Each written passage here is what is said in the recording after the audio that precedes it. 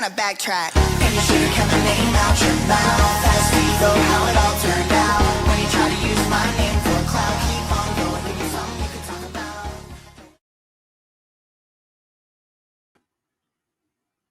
Hello, everybody. How are you doing this fine Tuesday, June 3rd? It is 1:18 p.m.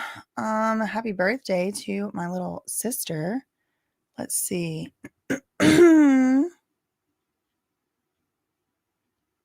Make sure I'm putting up the right stuff here. All right.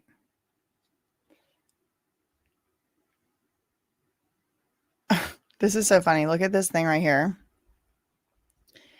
It says, prosecutors continue presenting their case in the trial of Diddy. Here's how a trial works. Girl, they are out of stuff to talk about. We're in the 4th week of the federal criminal trial where Diddy faces charges that include racketeering, da-da-da. They claim these crimes spanned over 2 decades. Diddy has pleaded not guilty, denied all allegations of wrongdoing. The trial is estimated to last a total of 8 weeks. We're on the 4th week now. Although prosecutors have indicated that they may rest their case earlier, which could move up the timeline before the jury is asked to render a verdict. As a primer for how this unfolds, here are the steps of a federal criminal trial. Jury call, voir dire, the jurors are sworn in, opening statements. These happened on May 12th. Prosecution's case, this is where we are. Then the defense is going to present their case. The prosecution will be able to put in what's called a rebuttal case, and then there are closing arguments. The jury then will receive instructions from the judge. They will then deliberate, and then they will come up with a verdict.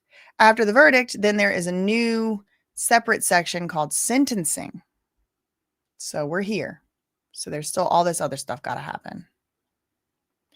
Now, here I am on Inner City Press's Twitter. We were told that the trial was going to get started back up after lunch today at 1:10 p.m. We do have a video here from Inner City Press if y'all want to go check that out. All right, nothing new here.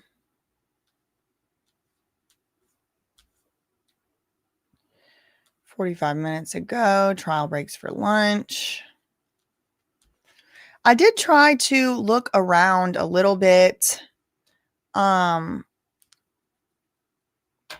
for who that YouTuber was that got kicked out of the courtroom, but I still can't really find exactly anything solid.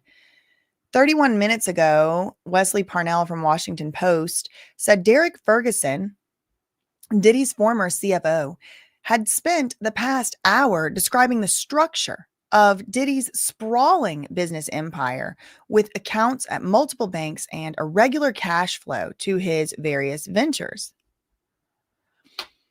Ferguson described properties that Diddy owned in Miami, New York City, the Hamptons. He said executives were given American Express cards for expenses, but the business also relied heavily on cash. Now, this is something I also heard about Britney Spears' empire from a former costume designer, that it was just cash, cash, cash, cash, cash, cash. Cash is king, cash, cash, cash, cash. Many performers requested cash as payment. Many bodyguards carried cash on them in case Diddy needed it. Ferguson testified before the court took a break. Okay. Savannah Robinson from Washington Post said 4 minutes ago, "It's open seating in the overflow courtroom, but this morning the crowd there seemed to divide itself into groups.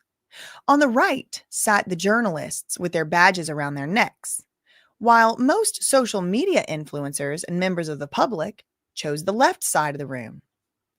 2 people left the overflow room loudly during the morning break, yelling, 'Let's go viral!'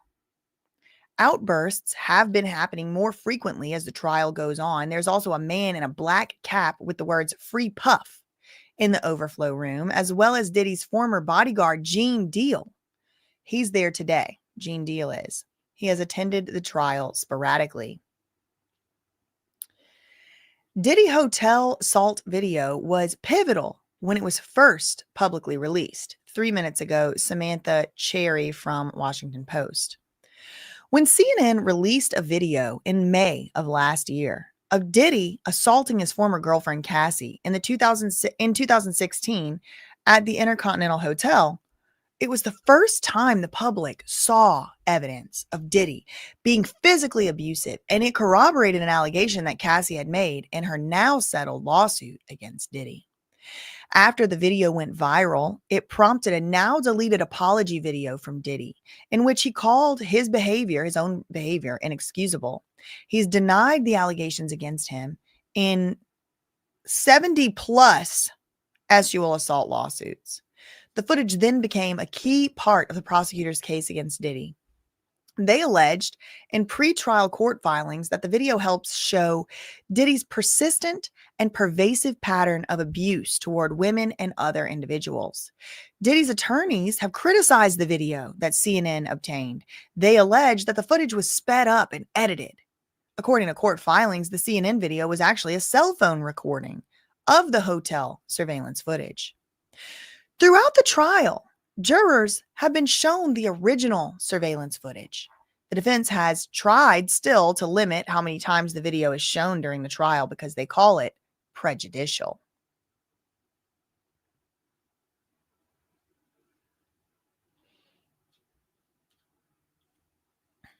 All right.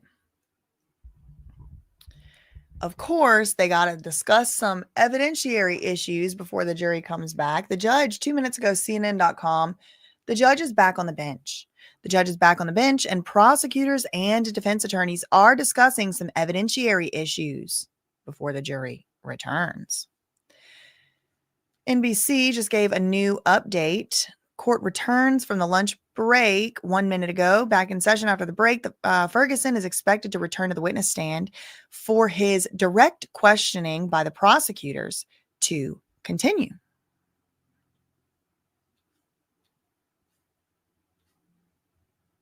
Okay. So 7 seconds ago, we get another tweet from Inner City Press. They're back, but the jury is not in yet. Diddy's least used lawyer, Jason Driscoll, says, Your Honor, this exhibit is full of hearsay.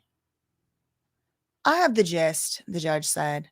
Ms. Foster, are you saying none of this is for the truth of the matter asserted? She said, yes, this is not hearsay. This is not being offered for the truth of a matter important to the outcome of the trial. This is being offered for something else. Now, what is the something else?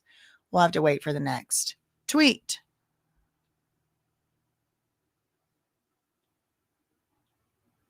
They need to get that overflow room under control, though.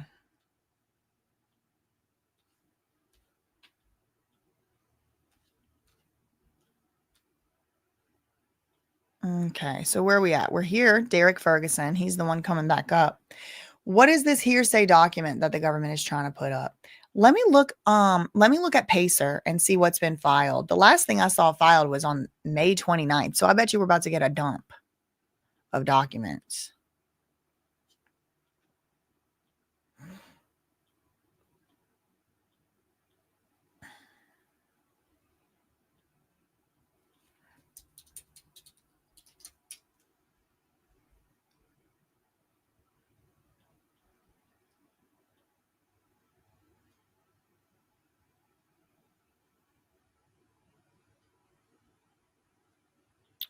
Shout out to Lisa Tillman. Doing a great job. Love your videos. Shout out to you.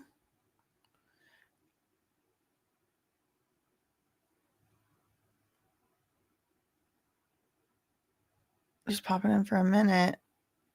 Oh, that's good. Diamond Rainbow. Interested to know why. Y'all, I'm not letting y'all be in here spreading fake news. So I need to delete some of that stuff.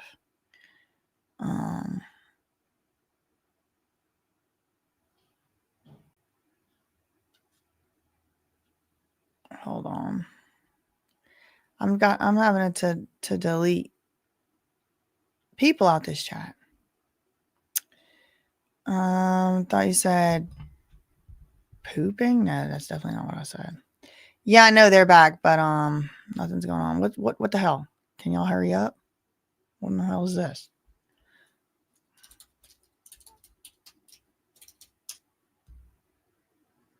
Let's see. Just seeing if there's anything new while I scroll through. Okay.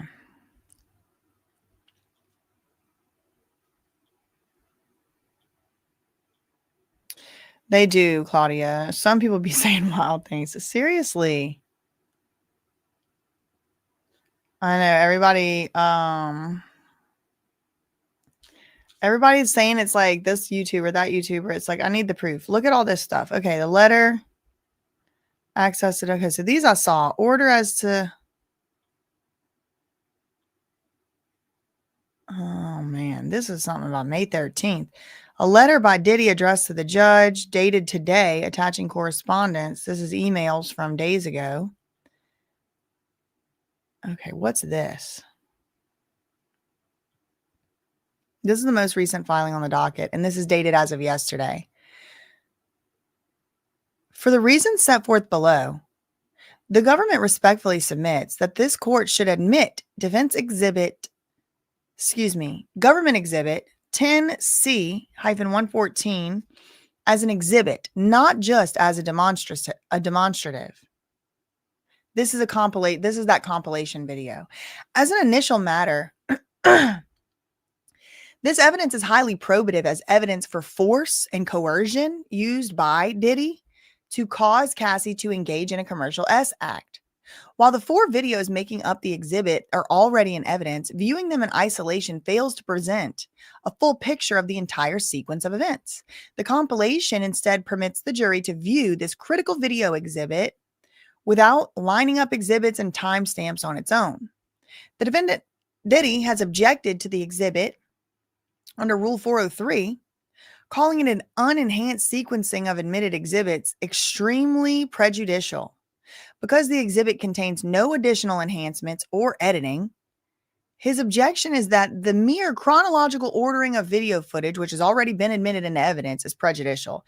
No, absolutely not. To the contrary, there's no additional prejudice to compiling admitted exhibits into a format that is helpful for the jury, let alone is there undue prejudice requiring exclusion of some of the most probative evidence of force and coercion on count 2. Okay, they cite a source. The compilation videos such as this one, including compilations that feature similar enhancements, are routinely admitted at trials in this district. And looks like R. Kelly. It looks like Jones, Ramirez, Aurelian, Christopher and Wade, Saunders, Pabon, Felton, Tartaglione, Torres. So shut up. Okay, what's this other stuff they were doing though? I just want to make sure we're not missing. Let's go to this one.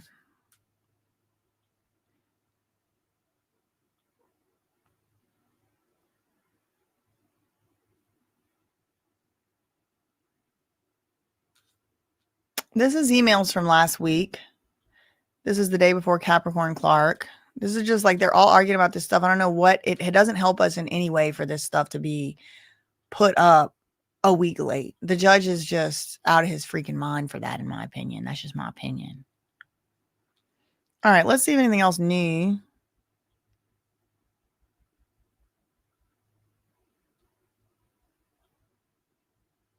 All right.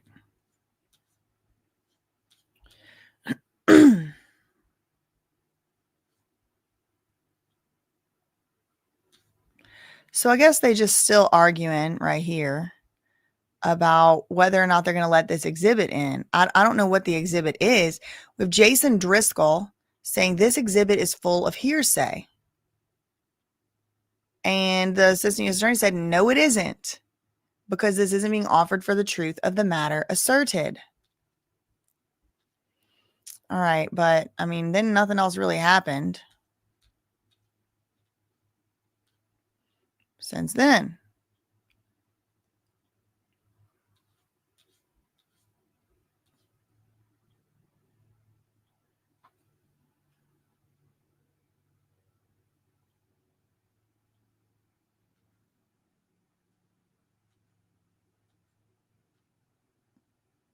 Eight minutes ago, most recent tweet. Thanks so much to Kitty Litters and Garden for the $10 super chat. Thank you for the great coverage and the comment moderation as usual. Love you, Minute K. Bye. Thank you, thank you, thank you. Thank you to Kel on Earth. Thank you. There's some chats I can't even go into. Exactly. I know. I got to delete people out of here. Thank you for the $2 super chat.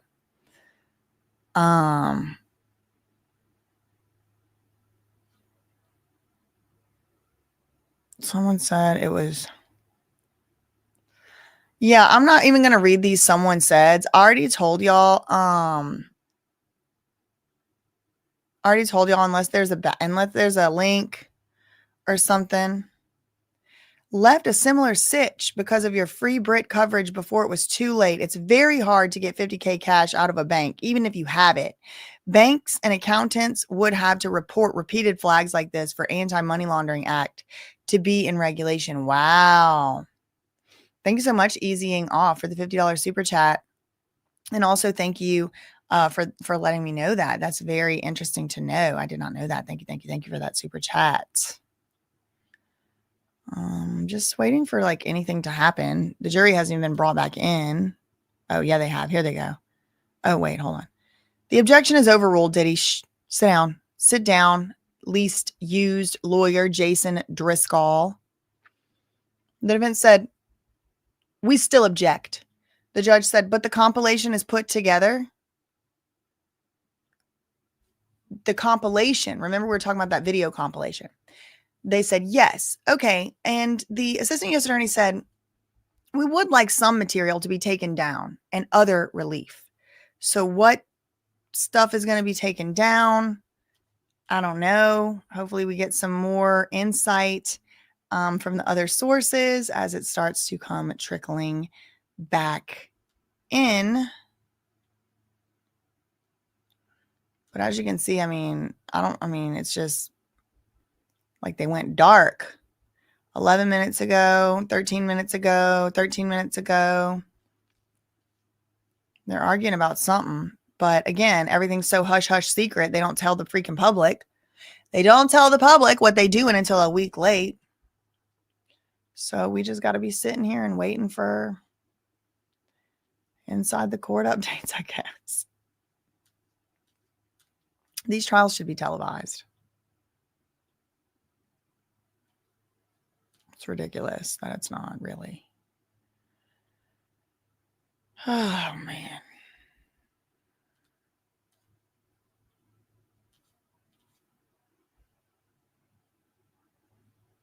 Oh, the objection is overruled. How are we doing on the compilation video? Defense, we still object. But is it put together? Yeah. We would like some material to be taken down and other relief. What material related to what? I don't know. But this document, this exhibit right here being full of hearsay, I don't know what it is. I'm assuming they're about to bring it up for Jason. Not Jason. What's his name? Derek Ferguson.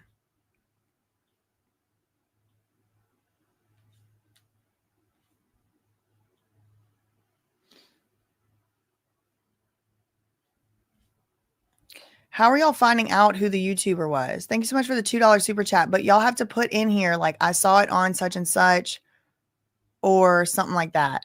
Because there's been so much, like, I heard, I saw this, that, the other. And, like, I'm not trying to be respreading and starting a rumor or something.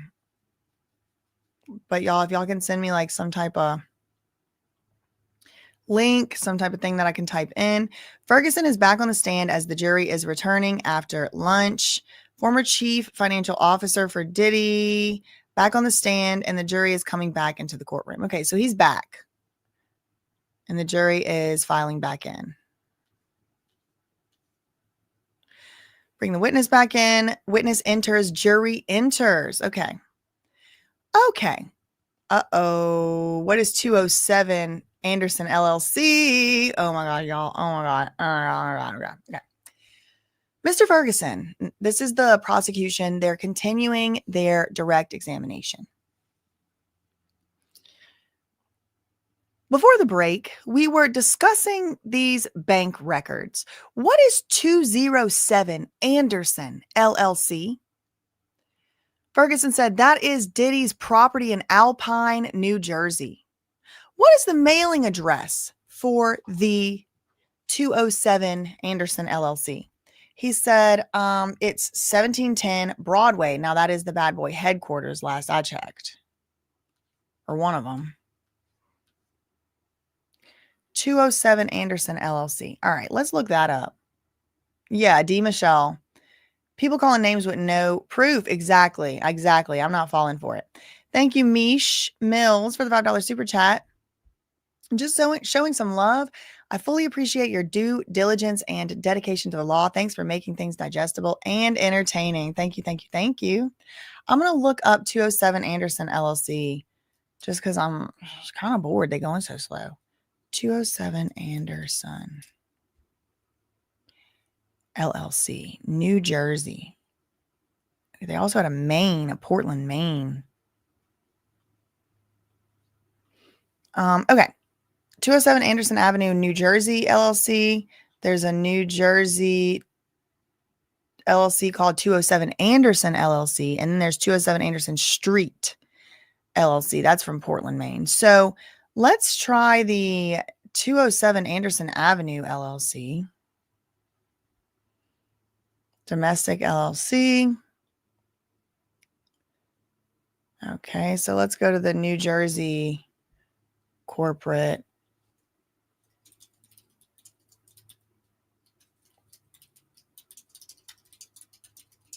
I don't think they give you a lot of info for the New Jersey stuff. Let me see.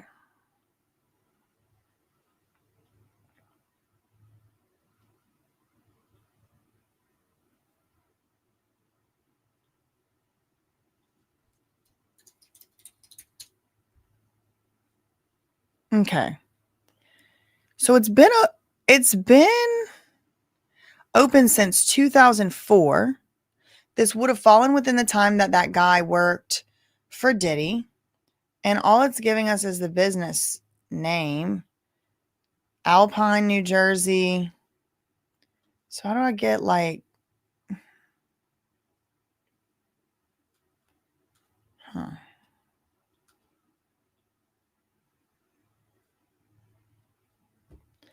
It doesn't really tell you much. It just says you can search a registered business name. And then I did 207 Anderson. And then it came up with two. They both were started in 2004, same year Brittany set up SJB Revocable Trust. Interesting to me. 207 Anderson Avenue LLC and 207 Anderson LLC started separate times. One is a New York LLC. Maybe we can try that one. When is court ending today? Like between 3 and 4. Let's try New York business search.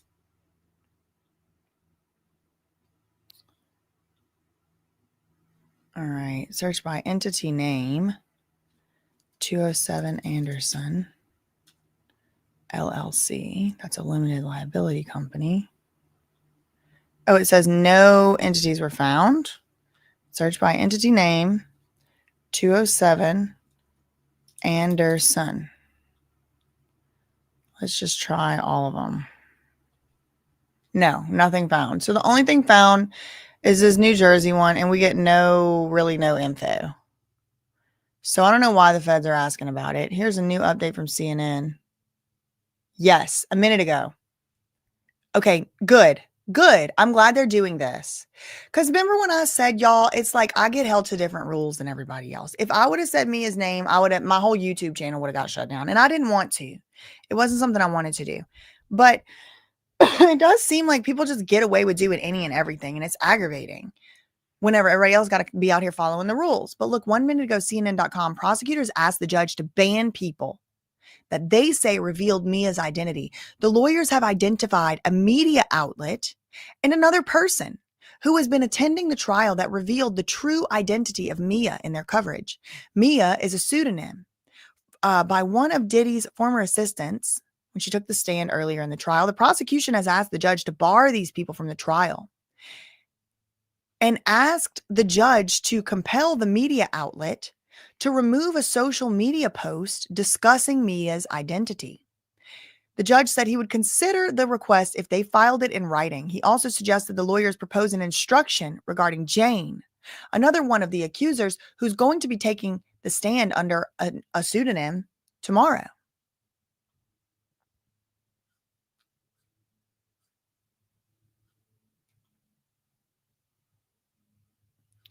So the most recent thing we heard here still is, what is 207 Anderson LLC?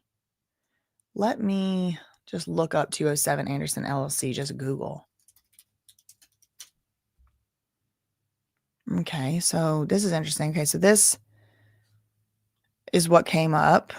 It is a sold Alpine, New Jersey, 207 Anderson Ave, Alpine, New Jersey. Oh my God, this is the house, y'all. Let's watch the video.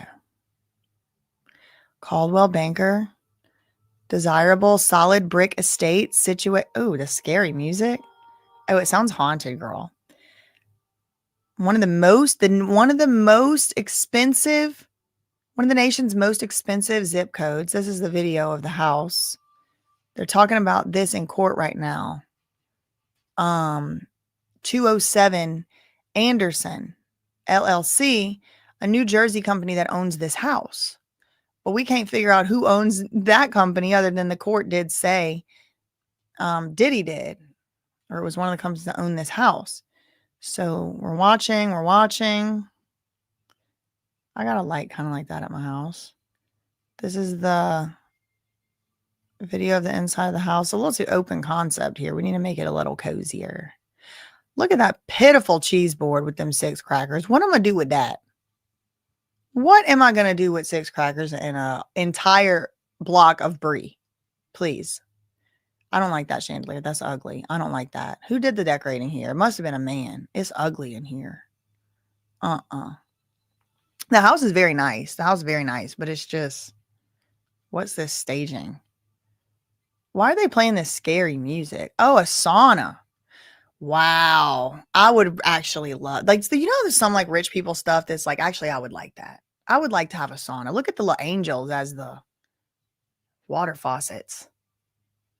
If you're just joining, hi, hello. Make sure you hit the like on the way in. We're looking at Diddy's former house, I guess. It says sold. It says it was sold. Sold to who? I don't know. We're looking at, is it the same stuff over and over? I feel like I'm getting deja vu. Does any of this look familiar to anybody? Am I supposed to care about this for some reason? This look like the twins' room. Or a girl's room anyway. Look, sisters up there, little sister sign. That's cute. Look at the little fairies on the wall. This is such a cute girl's room. Look at the clouds up there. When you're in the girl's room, this is where it's like, oh, this is a rich people's house.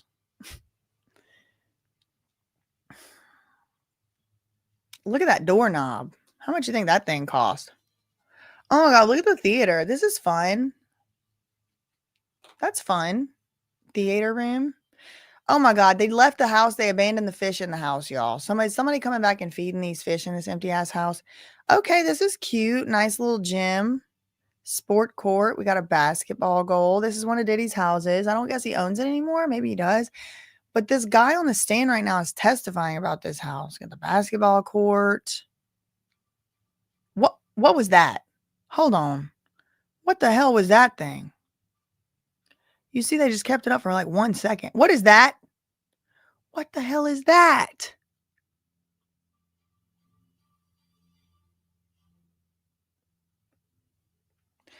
Very interesting. One of the nation's most expensive zip codes. That's interesting. Okay, let's refresh and see if we get anything new. Yeah, we did. Okay. So what is 207 Anderson LLC? The former CFO, Chief Financial Officer, said this was Diddy's property in Alpine, New Jersey. And what's the mailing address for 207 Anderson LLC, 1710 Broadway? And what are these internal transfers? One for $190,000, one for $575,000, and one for $100,000 in December 2011. So this is around the time of the Kid Cudi incident, right? December 2011, and then the next year, January 2012, was whenever the car went boom or failed to go boom. And who decided whether to initiate an internal transfer? What are these internal transfers? So it's like companies transferring money to each other. Is that what that means? One for $190,000, one for $575,000, and then one for $100,000. This was all in December 2011. This is during the time where Diddy had just found out about Cassie with Kid Cudi. He left the freak off. He went to pick up Capricorn. They went to the house. This has all been testified. I don't know. Personally, I wasn't there. Who decided to initiate this $190,000, this $575,000, and this $100,000 internal transfers in December 2011? He said usually it would have been the comptroller. Do you remember these transfers? He said no. Who's the comptroller? What in the heck is a comptroller? I thought that was something in the airport. And this outward transfer, to whom did this go? Oh, that went to Cassie. For how much? $20,000. What about this one coming in? That one came from Roderick Ventura, Cassie's dad, I guess. $20,000.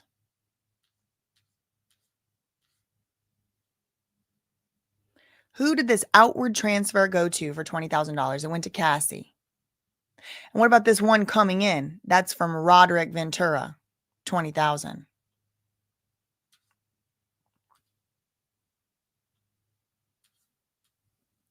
New update from NBC.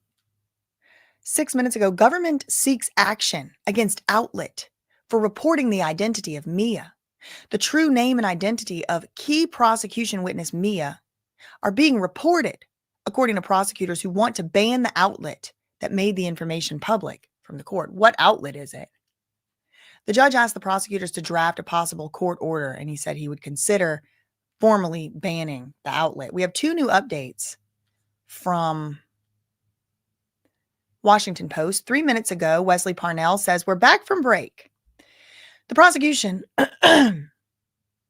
Okay, good. We're getting some details from the Details Queens, and this is Detail King, I guess. Wesley is, I think, a boy name. We're back from the break. The prosecution wants to admit into evidence some communications between Diddy and D-Rock, including some that refer to Cassie. Quote, she wants to ice up, D-Rock told Diddy in one message, which prosecutors say relates to Cassie's injuries. In another, the bodyguard wrote, she wants to see you, but you not effing with her. Cassie has testified that many women in Diddy's circle thought of D-Rock as a friend or an ally, but prosecutors allege he was actually funneling information to Diddy. Prosecutors are also asking the judge to instruct an organization to remove a social media post that reveals the identity of Mia, the alias for a former Diddy assistant who was allowed to testify anonymously against him to protect her privacy. Mia claimed Diddy assaulted her repeatedly throughout her employment, including allegedly climbing into a bed with her in a room that she wasn't allowed to lock and assaulting her with, the R word. When did you leave the CFO position? The prosecutor asked Derek Ferguson. He said it was the end of 2012. Then the chief growth officer, Revolt Media and TV. So he went to be chief growth officer for Revolt Media and Revolt TV. So after you left, how often did you communicate with Diddy? He texted me in 2000, like last year, 2024. I don't remember the exact day. The prosecutor goes, okay, that's fine. I got it right here. Let me refresh your recollection.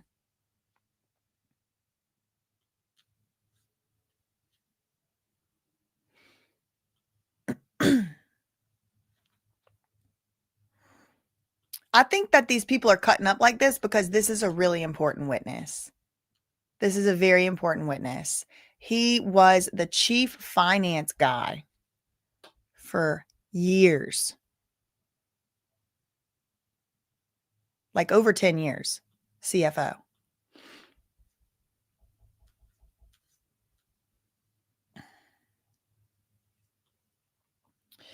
This witness has been for the $20,000 extortion of Cassie's parents issue. Now, $20,000 is ringing a bell because there was a certain alleged fan in the Free Britney movement that settled with Lou Taylor, and Lou Taylor was alleged to have used some of Britney's money to pay this fan off in a lawsuit against him. And allegedly, it was a $20,000 settlement she paid from Britney's money to this alleged fan. Now, this is all rumors. This is all just rumors. Okay, I don't know. I certainly wasn't there.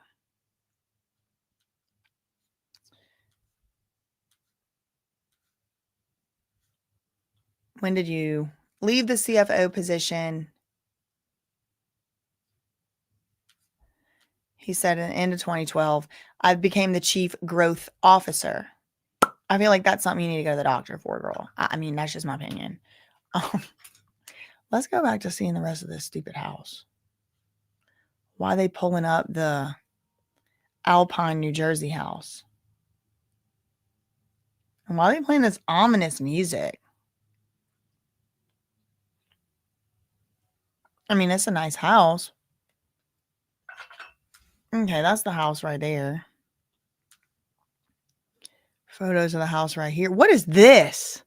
What is this thing? And like, there's like a pipe that like water go in there. What is this? Just a conversation den? I don't get it. Got a playground right here. Look, there's another angle of it, or what is this? The movie theater, the fish tank, the sauna. This is such a cute room. I love the clouds on the ceiling. This teeny ass teeny little chandelier. Girl, if you don't get that thing, girl, please. Oh, this is so cool. I want one of these rooms that's like wood like this. Look at that green.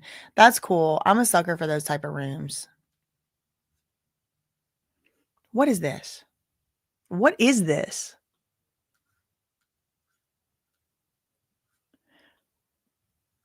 They got the C for Combs.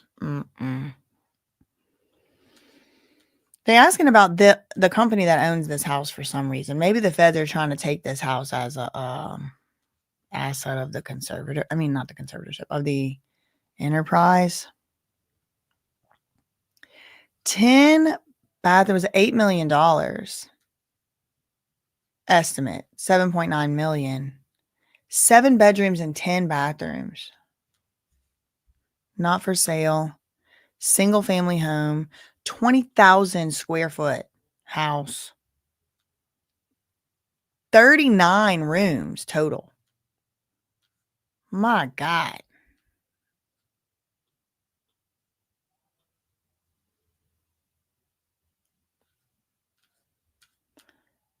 Okay. He texted you. Diddy texted this guy in 2024. I wonder why. Could it be because his houses were being raided? Could it be because he was being investigated by the feds? Diddy texted him in 2024. Okay, let me show you when he texted you. So he looked and he said, I see. Okay, so Love Ladies Gardening said, yeah, this is to show the tampering with the witness, because they didn't really talk. After he left working for Diddy, they didn't really talk. You grew up in the Bronx. Okay, so now Mark Agnifilo. Oh my God, this guy went to Harvard. This guy's a real deal. You grew up in the Bronx, Mark Agnifilo said. Where'd you go to high school? I don't know how to say this. Stuyvesant? I don't know how to say that. Where'd you go to business school? Harvard. I got my MBA in 1990.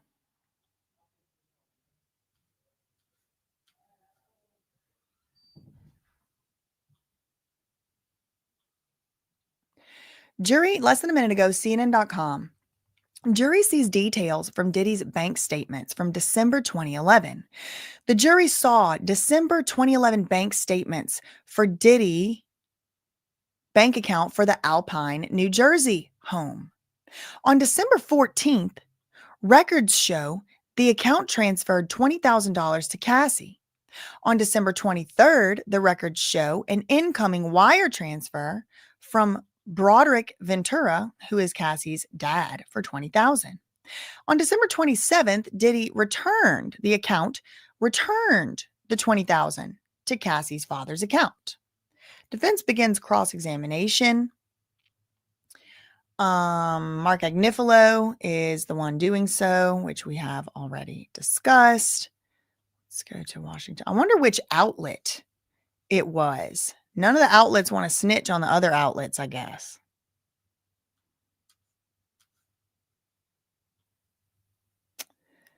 The circle in the stone. It's Stonebridge using it for Phil, I don't know what the hell you are smoking, but if you don't think the best business school in the world doesn't make you the real deal, then then nobody's the real deal. Like, I'm just so sorry. Like, I don't think unless you got into Harvard Business School, you're even allowed to talk shit about it, to be honest. Because, like, Harvard Business School, Yale, Stanford, like, there's a certain creme de la creme. Now, does that mean the person can't be a criminal? No, of course not.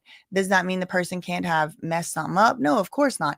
But if you are seriously typing with your fingers, Harvard doesn't make you the real deal, you might need a brain scan. I'm sorry. Should it be that way? You know, we can get into discussions. Should it be more equitable? Should we get into discussions? We can get into discussions about all that. But it is like not even up for debate. Harvard is one of the best business schools in the whole world. So yeah, if you got somebody that graduated from Harvard in 1990 as your head CFO and you were the CFO of Bad Boy, yeah, you are the real deal. So argue with your fucking mama. Don't argue with me. 207 Anderson is a real estate prop co company. Okay, easying off. Thanks so much for the $5 super chat. Investors put properties in LLCs. So it's a property, right? It's a business that owns a property. It's not a property, but it is an asset. It could be an asset. Thanks so much, Miss Lisa, for the $5 super chat. Thank to Ali for the 99-cent super sticker and easying off. That is an outside shower. Is it? I mean, it seems a bit excessive for outside shower, and a shower just have one tube coming out as the shower. I don't know. Thanks so much for the $2 super chat. Minor victims 1 and 2 listed. Remember girl who filed suit for an alleged R in the Alpine house?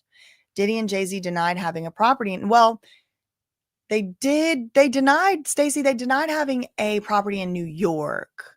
Did they deny having a property in Alpine? I don't remember that. Thank you for the $4.99 super chat. Thank you, Daphne, for the $2 super chat. That rock thing looks like an altar. I don't know what it looks like. It's confusing. Derek Ferguson, thank you, easying off, for the $5 super chat. Derek Ferguson is a CPA. He became one after graduating from the Wharton School. Wait, the Wharton School is at Penn. That's not Harvard. That's another one of the best ones in the world. That means you're the real deal if you got an MBA from Wharton. Argue with your fucking mama. Don't argue with me. Argue with your mama. Argue with the rankings. Argue with the people that runs the world. Don't argue with me. Could this be the house with the roundabout? My shepherd pie said. Thank you for the $6.98. Could this be the roundabout that the autistic Jane Doe represented? I don't know. I didn't remember that. Some basic blonde. Thank you for the $1.99. Super chat. 207 Anderson Street LLC was formed in 2019. Yeah, but could Anderson Street just be a different address? Like, Anderson's kind of a common name, right? No Playboy pool table, somebody said. Stay Vest Sant? Girl, I don't know. Why'd he return the money? Indeed. Wow, did Diddy set up the Cassie 20K transfer to cover himself? I'm wondering. What press is not there today? Right. That girl from yonder is like, please, Harvard is the real deal. Y'all need to relax. There is a short YouTuber video going around from this morning mentioning the YouTuber's name who is supposedly being banned. Okay, I'll look that up after. Right, Harvard Business School of all. Exactly, please. I mean, argue with your mama. And I'm sure both of y'all didn't get in. And before you say I didn't get in either, you're right. I did not get in because I didn't apply. Probably was some type of waterfall situation. It's very strange. It's called a grotto for what? What's it doing? I need somebody to explain it to me like I grew up in a trailer because I did. Okay, I'm not familiar with grottos. Only grotto I ever heard of was like a shrine, and you go, pray to a deity in it. Thank you for the 199 super chat. Vestant. It is a chamber built underground for male ceremonies. What? I am a mess. I know. It looks like R. Kelly's house in Atlanta. It's all brick with a large black gate and a roundabout. He probably wanted a grotto like the Playboy Mansion has. It's a dungeon. I don't think it's a dungeon either, but what is it? I don't understand the use of it. Some of the stuff I'm looking at, I'm like, oh yes, that's like, I get it. Intercompany loans that are not paid down or not charging interest is also mandatory reportable for Anti-Money Laundering Act. Oh, somebody needs to get in the TriStar books immediately. Thanks so much for the $5 super chat, easying. The Playboy Grotto is fire, Lizzie said. I love it. Mud pit. It's not really a pit. It's not an outdoor pool either because it has a big opening. That's not a pool. 20,000 was when he tried to blackmail Cassie's mom. Right. That's what they're trying to show. Thanks so much to Fantasies for the 199 super chats. So people can't see. Y'all just make stuff up. Dewana said the pipes supply smoke. It looks like, yeah, okay, it's an outdoor shower, but whoever saw you're going to spend all that money on an outdoor shower. I'm sorry, no, I don't buy it. You're going to spend all that money on an outdoor shower. This is the spigot. This is the shower. You're just going to be getting rained on like there's no shower head. Where's the shower head if it's an outdoor shower? Again, y'all, I didn't grow up around this rich people stuff. This might be normal, but it's not a pool because there's an opening. You try to fill this up with water. I mean, I'm not a physicist, but where's the water going to go? Straight the hell ass out. It does look like water should come down from here and flow, but where's the shower head? They got shower heads and faucets and spigots on everything else. Where is the shower head? What's this? That looks like a light. Again, maybe that's just for rich people and I'm not invited to the club. I don't know. Okay, so 4 minutes ago, ex-finance chief says after leaving Diddy's companies in 2017, contact with Diddy was rare. He said he served as the CFO until the end of 2012, and then he worked as the chief growth officer for a few years before becoming the chief operating officer of Revolt Media. Interesting. He got through that presidential election and twirled away. He said he didn't speak with Diddy often after leaving his employment, except for some odds and ends related to his departure, and occasionally he reached out on holidays. Diddy last reached out to Ferguson right when he was arrested, September 2024. Ferguson said Diddy had texted him to say hello and asked him to give him a call. He said Diddy sent another text shortly after saying he was in New York and wanted to see if Ferguson had time to get together because he wanted to talk and get some advice. Ferguson said he was on a flight to Charlotte when he received the texts, so he wasn't able to meet. He said he did not respond to Diddy's message. We have another new update. Here's how a former security officer's testimony could be a very important element for the prosecutors. An NDA from Diddy's business signed by a former security officer could be a key piece of evidence used by the prosecutors in court, according to criminal defense attorney Stacy Schneider. Eddie Garcia, he testified earlier today, former security officer at the Intercontinental Hotel. He testified about his involvement in a 2016 video of Diddy that shows him assaulting Cassie. He said on the stand he accepted $100,000 from Diddy in exchange for video footage of the incident. Diddy had Eddie Garcia sign an NDA at the time, declaring there was no other copies of it. Schneider, this analyst, said the NDA from Diddy's business stood out to her. She says, quote, "So prosecutors are trying to prove this is a racketeering conspiracy run by what they call in the indictment the Combs Enterprise," she said today in an interview. "So these are little pieces of linkage to the business." She went on to note that while Garcia's testimony is not the end all be all, in terms of proving that Diddy committed racketeering, the former security officer's account is still very important because from the prosecution's perspective, it shows what we'll call an indicia, like a little indicator of guilt or an awareness of guilt. It looks like this testimony is being presented to cover up an alleged crime. That alleged crime is engaging with a prostitute, allegedly subjecting Cassie to the freak-offs, which was a coerced sexual activity. And so it's a very important element for the prosecution to show.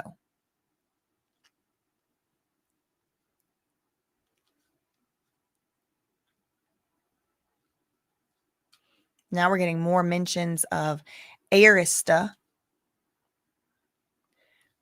Okay. So where did you go to business school? He said Harvard, which means he's the real deal. This is a big deal. You try getting into Harvard Business School. Let me know how it goes for you. It's very hard. So he went there in 1990. And then, Agnifilo says, then BMG Music Group. Yes, they own over 100 music labels worldwide. They own Arista. They own 50% of Bad Boy Records at a certain period of time. Oh, so they own Arista, which was 50% of Bad Boy at a certain period of time. Could Diddy do whatever he wanted? No, he couldn't do whatever he wanted. There were agreements. He said, coming from the Bronx, I thought he needed more companies that would hire people from the community. I saw that in Diddy. I thought it was a chance to have an impact. So what was your onboarding process like? Mark Agnifilo asked. Ferguson said it was an interview. I met someone at Arista, which is Clive Davis's company, and part owner of the Bad Boy label. Benny Medina. Here we go, y'all. We're getting some names. Hold on.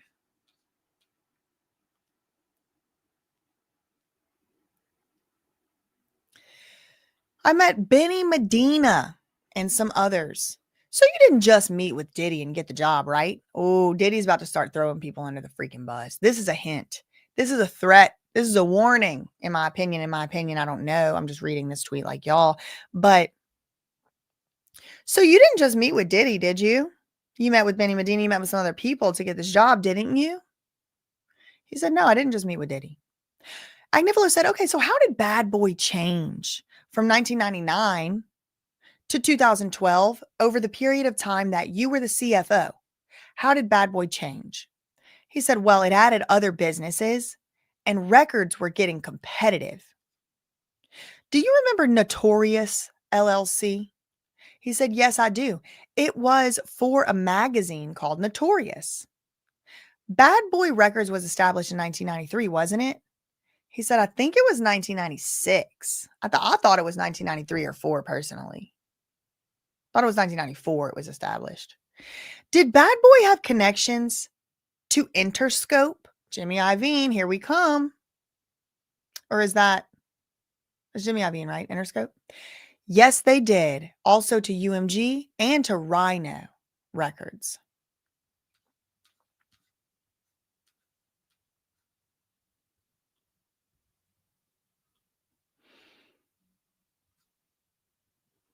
Ex-finance chief thought, this is from CNN.com less than a minute ago, ex-finance chief thought Diddy's record label could have a lot of impact on communities like the Bronx. Ferguson, and again, just to remind y'all, that's this guy right here, Said he was initially interested in working for Bad Boy Records because he thought the company could have a lot of impact. Coming from the Bronx, I felt like we needed more companies that really would hire from the communities I grew up in. And remember, he went to Harvard. So he went from the Bronx to Harvard. He's like, I wanted to be a part of a company that was hiring people from my community where I grew up and communities like the ones I grew up in.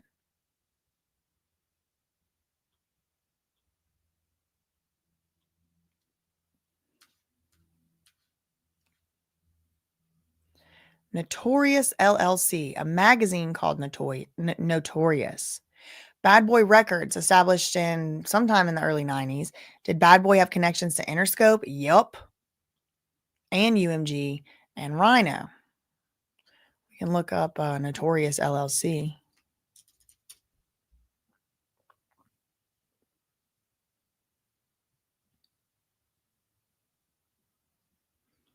I want like the exact name. Family First, Life Notorious. Hawaii's Notorious Rascal. Let's try New York. Notorious Army. I don't know. I just want Notorious. Oh, right here. Right here. Notorious LLC. Domestic LLC. Oh, there's a bunch of them. I'll go to the California Secretary of State and see if they have a Notorious LLC over there.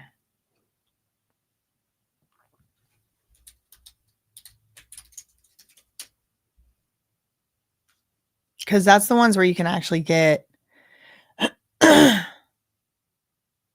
Zachary Anderson. That's interesting.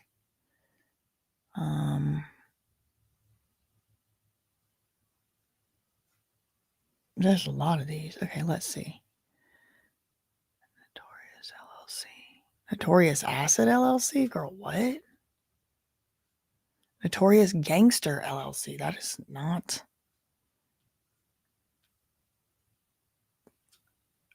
I just want it to be like that exact name.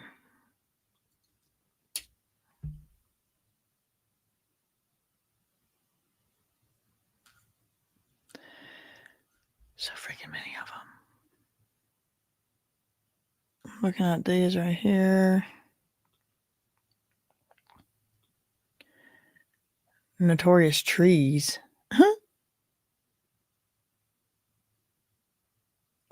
Let's see if we can get it to when were they started. Alaska. The hell? Notorious Landscaping. I don't know. It's hard to find these notorious freaks, somebody said. J-Lo filed a labor complaint against Medina after firing him. Really? Some basic blonde said, what? Like it's hard to get into Harvard or something? Thank you for the $4.99. Super chat.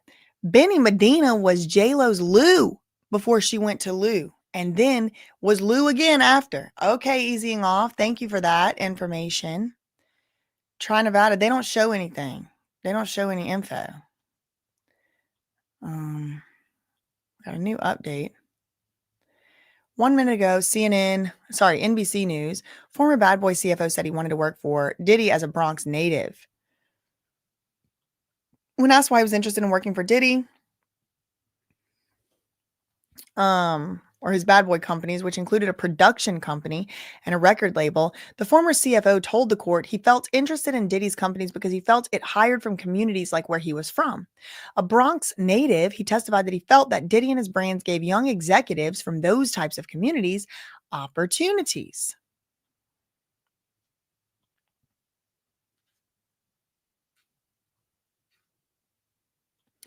Who is Andre Harrell? Next question that was asked. Oh, he founded Uptown Records. Then he went to Motown, and then he went back to Bad Boy. So what was the spirits business called? He said, well, eventually it was called Combs, Wines, and Spirits. I was involved in the start with Diageo. So they're getting, Mark Agnifilo is getting everybody's name out here, okay? Didn't this company have something to do with, look, hold on.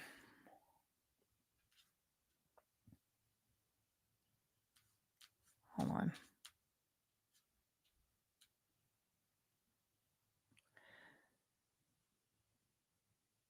Where'd you go to business school? Harvard. Then BMG Music Group. Yeah, they own Arista, which was 50% of Bad Boy Records. So he got hired from Arista. That's why he got hired. He went to business school, got his Harvard MBA in 1990. Now, this guy, this is interesting to me because he would have been dealing, I don't see how he couldn't have been dealing with Lou Taylor as Diddy's business manager. He graduated from business school, unlike Lou Taylor, at least to our knowledge. And it was right around the same time he was coming up in the business that Diddy was coming up. They kind of came up together. It wasn't like he was like already this hugely established guy. He had been working for, or maybe a little bit, but he was working for BMG, which owned Arista. Arista owned half of Bad Boy. And so he ended up going from BMG off to a smaller label from BMG as the CFO. Could Diddy do whatever he wanted? No. There was agreements in place with Arista. Coming from the Bronx, he wanted more companies to hire from his community. He met with Benny Medina at Arista and other people, not just with Diddy. How did Bad Boy change from 1999? So he had been out of business school for like 7 or 8 years when he started working for Diddy. So he was probably just not even 40 years old yet. How did things change? Well, after, from 1999 all the way through 2012, a lot of deals were added on. A lot of businesses were added on to Bad Boy, and records were getting competitive. Do you remember Notorious LLC? Yes, it was a magazine called Notorious. What about Bad Boy Records? That was established in 1993, wasn't it? Ferguson was like, I think it was 96. I think it was 94. So I don't think anybody got it right, but I don't really know. Did Bad Boy have connections to Interscope? This is Diddy's lawyer bringing up Interscope. Yes, and UMG. Remember, he worked for BMG. BMG, right? Then he also said that Bad Boy had connections to UMG. That's Lucian Grange, Universal Music. This is one of the original co-defendants in the Lil Rod lawsuit, but I think he may have dropped them. And then Agnifilo, he doesn't stop there. He's like, what about him? What about Andre Harrell? Oh, he founded Uptown Records. Now, this is where the Lou Taylor connection comes in because she worked with Uptown Records in the early 90s. Okay, but then Andre Harrell went to Motown and then he went back to Bad Boy. What was the spirits business called? Well, eventually it was called Combs, Wines, and Spirits. But he says, I was involved in the start with Diageo. That's the owner of Ciroc. And what issues arose with Diageo? Objection, Your Honor. Because remember, there's like this whole conspiracy theory side plot going on. And look, listen, just because it's a conspiracy theory doesn't mean I don't believe it. But there's this whole conspiracy theory side plot going on that Diddy really was being protected by this company right here, Diageo. And that's why he was allowed to get away with so much stuff, because he was being favored and protected by these people. And the BlackRock, former CIA worker or whatever, some crap, is the head of this company or something. I mean, this is all conspiracy. I haven't looked it up to verify it.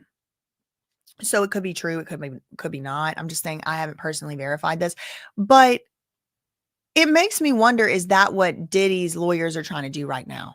What issues arose with Diageo? Because they're going to say, and they've already tried to say it in this case already, that Diddy's being discriminated against based on his race. He's being discriminated against because he's a powerful black man. He got too big for his britches, and they're just trying to take down this powerful black man. He sued Diageo in 2023, the same year Cassie sued him. He sued Diageo for racial discrimination. And I think that ended up being settled or dismissed or whatever. But then what issues arose with Diageo? The prosecutors objected to that question. And then Agnifilo asked another one. Were there differences about how to market? Ferguson said, well, yeah, I mean, there's always differences of opinion. We did have conversations. How do we drive more sales?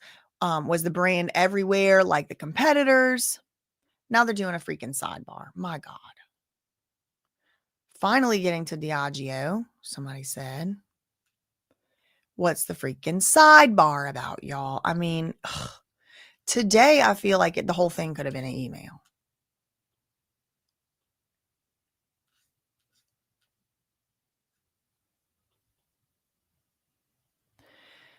All the shareholders, Helena, all the shareholders of UMG and Diageo are the same. Kanye said it was because he sued Diageo. That's why he is allegedly where he is.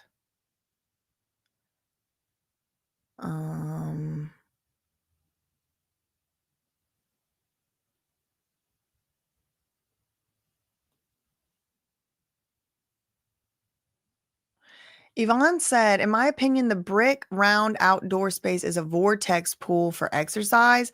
The opening is to walk in and out. This is usually attached to the pool, turned off.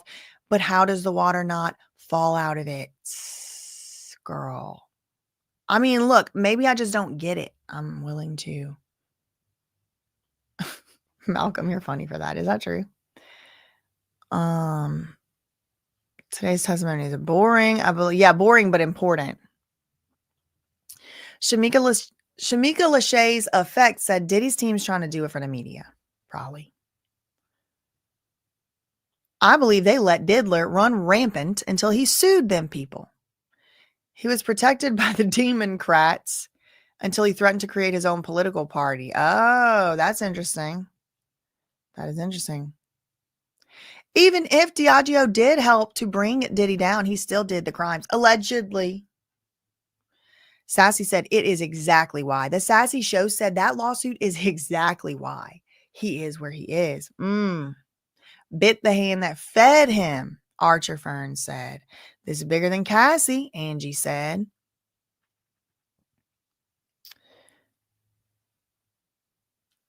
Jesse said, I'm tired of even hearing Kanye's name. Did he commit these crimes or Diageo for him? I don't know. I don't know who committed any crimes, girl. I wasn't there. He should have known better, my cousin said. Not a grotto. There's no water. There's no cover. There's no comfort. Just a harsh exposed stone pit built for secrecy. Feels ominous. Lloyd. I think so too. It looks weird to me, Lloyd. Thank you for the $4.99 super chat. But I don't know. Anything can be used for anything, really, y'all. I gave the answer. I'm pretty certain that's just an area for above ground fire pit. Okay, fire pit makes sense. That makes sense. Maybe it was like some type of silo thing. I don't know, girl. I don't know. Blair said, I'm screaming, Democrats. I just want the big wigs to go down, especially Lucian. I believe we will have more lawsuits after they're done with Diddy. I think so too, Dawn. I do think so too.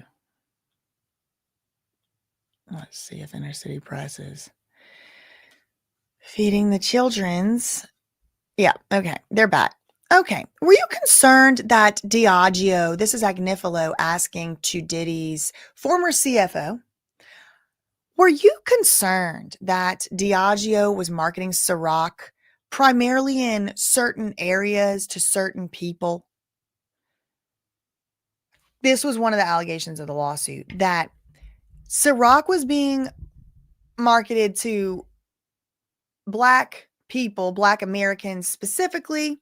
Diddy was upset, mad, and angry that he wasn't being allowed to market his stuff to wider audiences, which y'all can let me know if y'all even buy this, because the last time I checked Diddy marketing anything ever, it was all about Black excellence, Black King God, Black family, Black love. It was like a part of Diddy's brand. And I think that's fine. I'm not saying anything's wrong with that. You can promote your own people all day. But Was it really only Diageo that was only letting him market that to people? Or did he maybe put his own self in a box by Mr. Black King God for the last 15 years? Because it's almost very exclusive, makes you feel like unless you fall into that, you don't want to buy the stuff. It's like, it's not for you. I mean, how many times in my own comment section have I seen people say, it's not for you? There's like literally demonic bullies online that tell people that because of the color of our skin, stuff's not for us. So I don't understand how it is that it's Diageo that's doing this, but maybe it was. Like I said earlier, there is really truly racism. I'm not stupid. I'm not blind. They do got racism out here. And I do think Diddy could be easier target, maybe because of his race or whatever. That being said, I think all these people that's doing crime should go down. I don't think it should be race based, but you can kind of see this kind of race argument that Mark Agnifilo might be trying to trickle in here now. And he already said he wasn't going to be doing these race based arguments, but I guess they're going to be doing them. I guess they lied. I don't know. Maybe I misunderstood. Were you? And now I don't want to be the genetics race police. That man looks like he may be at least in part Caucasian, but who knows? I don't know. Maybe he has like black grandpa or something. I don't know. I couldn't tell you. He said he grew up in the Bronx, but I mean, so did Bernie Sanders, didn't he? No, that was Brooklyn. That was Brooklyn. Were you concerned, Diageo? This is to the CFO. This is to this guy. So Mark Agnifilo is asking this man right here if he was concerned that Diageo was only marketing Ciroc to certain types of people and certain demographics of people. So this is still Diddy, I think, trying to get out his little beef with Diageo. This Ferguson guy said, you're asking for my opinion? Agnifilo said, yeah, on your personal knowledge. He said, well, the distribution was highly concentrated. But the question was why? Was it just natural and organic? Or was it targeted? The Ciroc being targeted to certain specific communities.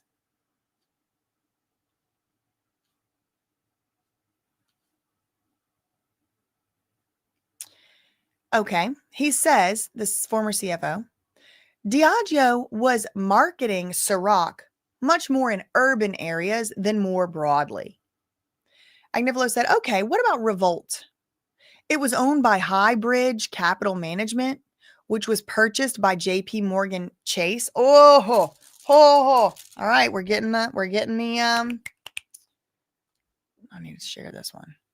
We're getting some of the JP Morgan Chase or JP Morgan. One of the banks involved in Britney's estate, to my memory. But everybody, I mean, look, listen, probably half of y'all got a retirement account over there. So that's not in and of itself doesn't mean anything. It's a huge bank.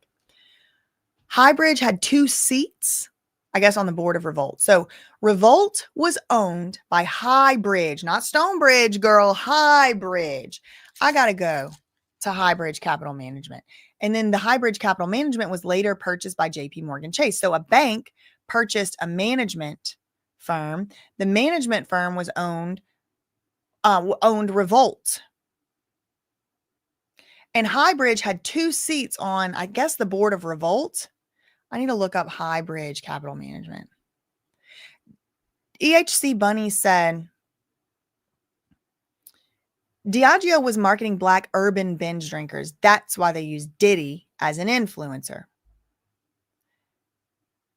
Oh, VP said, no. This is one of our resident finance experts. They're setting this up to say none of this was Diddy's assets. Yeah, they are probably trying to protect and shield as much of his assets as possible. Helena said connections are connecting. Chase Bank is the biggest member. Chase Bank's biggest member is, I don't know if that's true or not. Not Stonebridge, not Stonebridge. We talking about Highbridge. The BlackRock connection is didn't you say it earlier, or somebody said it earlier that the BlackRock connection is like the owner of the CEO, of the, I'm reading too much of y'all's stuff, I get distracted. The CEO was connected to the CIA or informants or something, girl. The connection to the previous administration in BlackRock. Well, wait till y'all see the connection to the private prisons. This is some beep. This is some corporate human centipede. Tiffany said, I'm working and listening. Can someone please explain who is Lou Taylor? That's the business manager, and she was with Britney Spears, and she's credited now as being the mastermind behind Britney Spears' conservatorship, which was unconstitutional and unnecessary. So you just got to ask, was it just for money? Was it? Britney said she would relate her situation to trafficking. So Britney said Lou Taylor was trying to unalive her. She believes Lou Taylor was trying to unalive her. Lou Taylor also owns TriStar Sports and Entertainment, which Robin Greenhill works for and was mentioned in the Lil Rod lawsuit. Nicole Harris, thank you for the $5 super chat. Hip hop consumer, 80% white America. Also, main shareholder for Ciroc was BlackRock. If you know BlackRock, they own the world. Buy their stock. I couldn't possibly. That's demon money. What is going to get him or help him? Measured Man says, is they say he contributed $1,000 to Ciroc. So they can easily say he didn't own that. They could say that. And I doubt they won't try to say that. What the prosecution would probably say, Measured Man, and we're just going to have to wait for the jury to decide if this actually gets said, is that what Diddy contributed was not money. What he contributed was his face, his brand, because he was already associated with a party lifestyle. Oh no, Britney did not need a conservatorship, and any demons who say that in my chat are getting rebuked in the name of all that is holy. Everyone rebuke that person I just banned. Casa, rebuked. Showerhead might have been replaced. Well, then why wasn't it in the picture, girl? Thank you for the $5 super chat. Measured Man said, right. Thank you for that $5 super chat. Measured Man said she did not need one at all, but they just needed that money because you know what really happened, y'all? Britney set up a trust to put all of her money in it in 2004, and the powers that be did not want that to happen. She also got married. Remember that little Vegas wedding? I think that was to protect her assets. So they spent the next 14 years trying to get them assets back out of that trust, and they did it. Right as soon as it was just about to happen, the Free Britney movement. Being erratic is allowed. It's not illegal. Thank you, Hampton. Rebuke, rebuke. Okay. Let's refresh. Get those demons out of my chat. Anybody who thinks Britney Spears needs a conservatorship is welcome to go into a conservatorship, because conservatorship in the way that they had it on Britney Spears was freaking slavery. It was slavery. She couldn't even decide what she wanted to eat, drink. She couldn't even go where she wanted to go. She couldn't have kids. She couldn't get the IUD took out.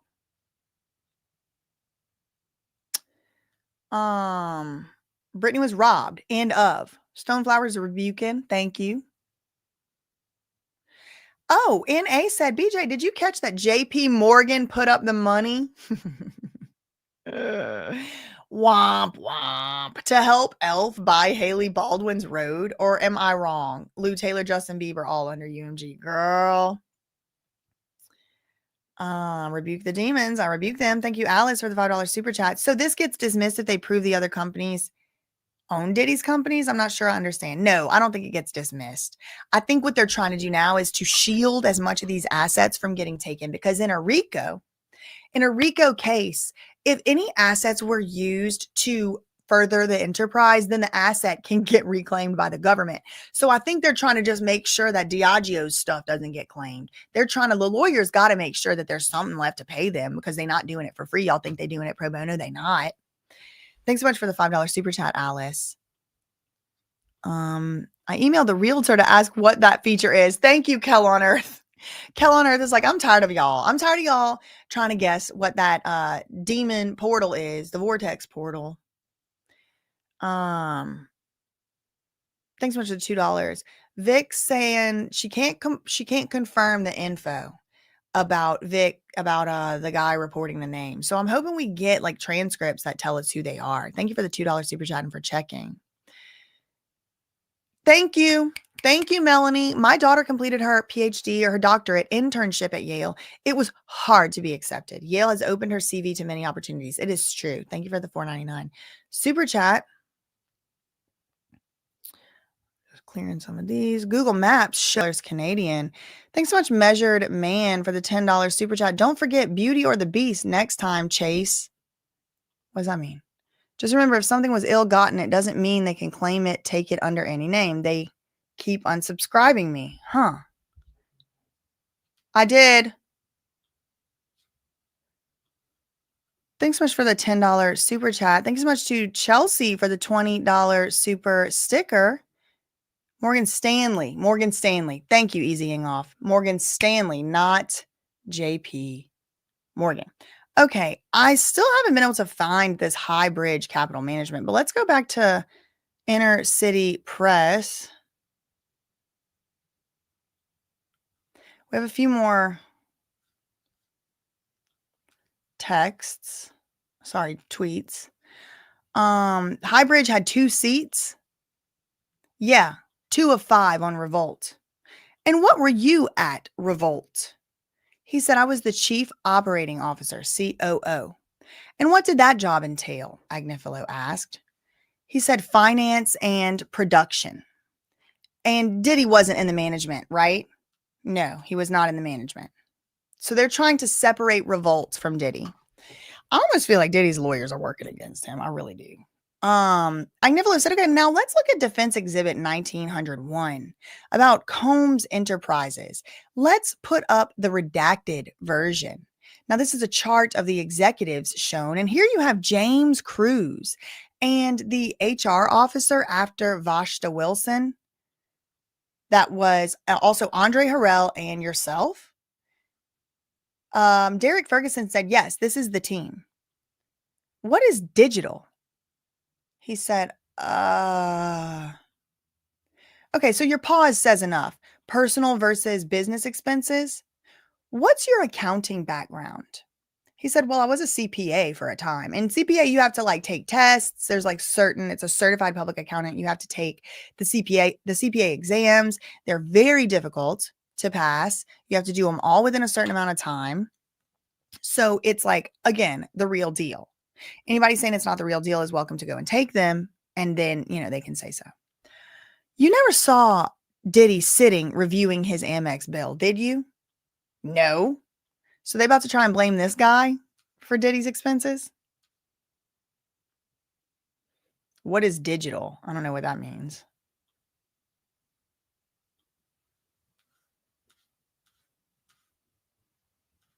There's a picture of him.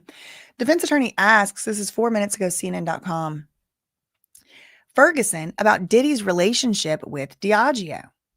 Mark Agnifilo asked Derek Ferguson, the former CFO, general questions about Diddy's businesses.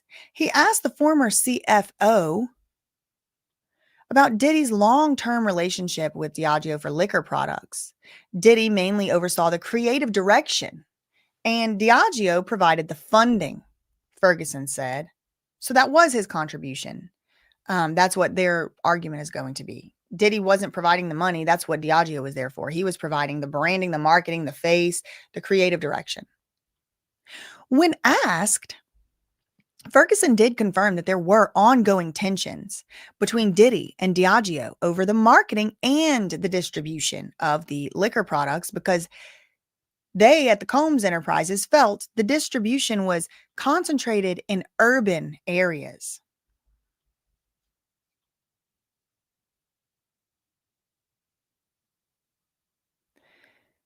Private prison stock is also bad money, Easying Off said. Prison Free Funds org helps us make our retirements and investments are not in that darkness. Well, that's good to know. Thank you for that $10 super chat. Ashley Bennett said, Diageo ain't going to take this lightly.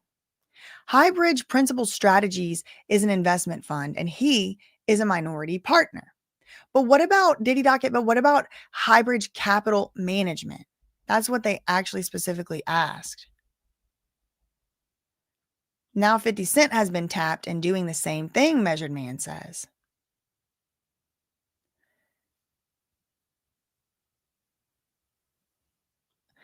In the lawsuit they brought up, he gave them $1,000. He wanted more share.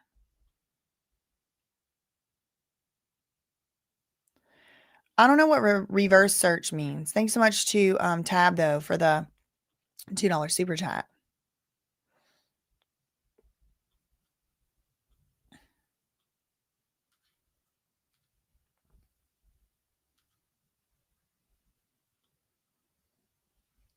So this guy says he was a CPA. So basically, it looks like Diddy's team is now trying to say, well, everything was this guy's fault. If anything happened, it was him.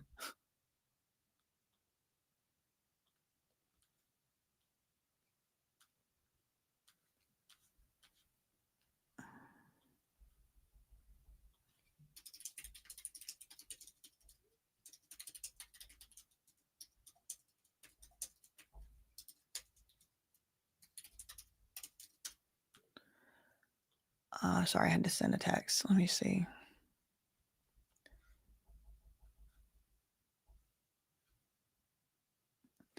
Was there a partnership with another company?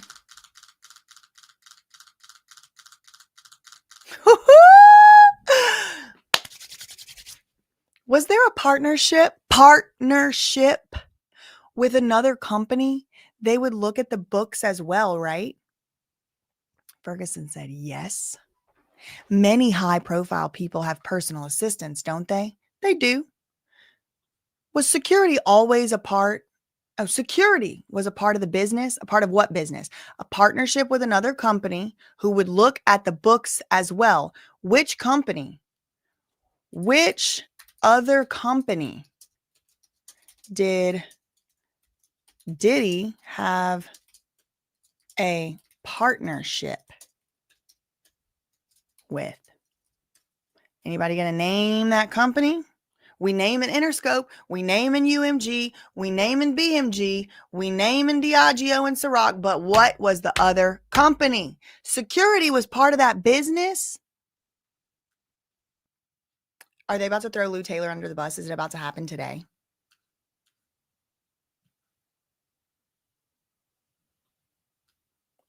Oh, when there was another. I got too excited, y'all. I'm just sitting on the edge of my seat for the last month waiting for them to say TriStar.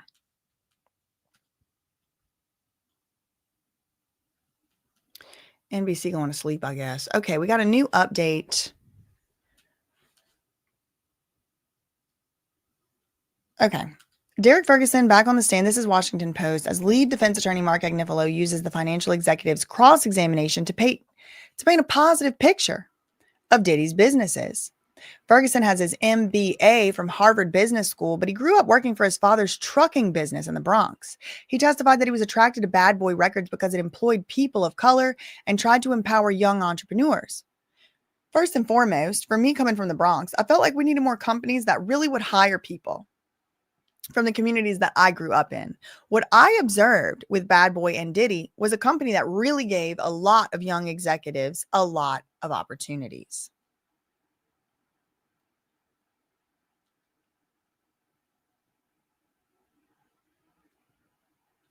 Oh, they hadn't said nothing at the Independent for 2 hours.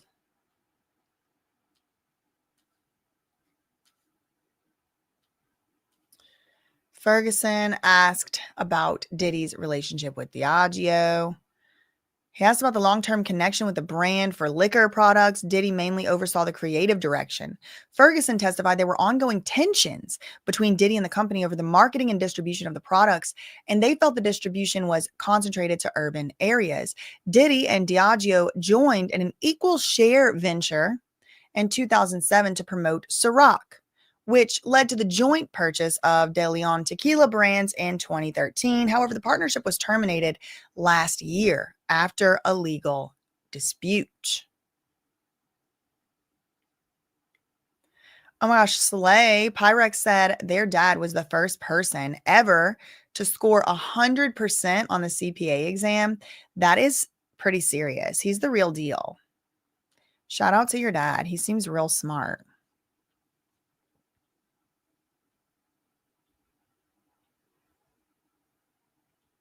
And thank you for the $4.99 super chat. Could it be a fighting pit? Probably not. But like I said earlier, I mean, anything could be used for anything. Thank you for the $2 super chat, itty bitty. Shout out to you and Telia Sender. I've been searching for the 1169 info forever. Thank you to Easing Offer the $5 super chat. My dad was the first person. Okay, yeah, we read that one. Thank you so much for the $4.99.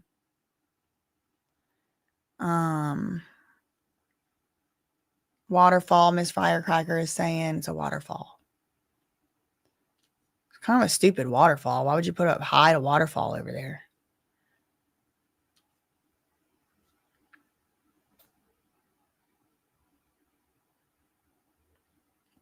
Barbie Gone Bad said, so what is Agnifilo actually even arguing? Hold on. I gotta get rid of this AstroTurf, do some AstroTurf management. Whew, Lord, they have to be spending millions of dollars on Media Matters. What is Agnifilo arguing? That it wasn't Diddy signing off on everything financially? Okay, let's put that logic to rest. If Diddy didn't extort Cassie's mom, who did? If Diddy didn't pay for the hotel rooms under an alias, who did? Are we blaming Diageo for that as well?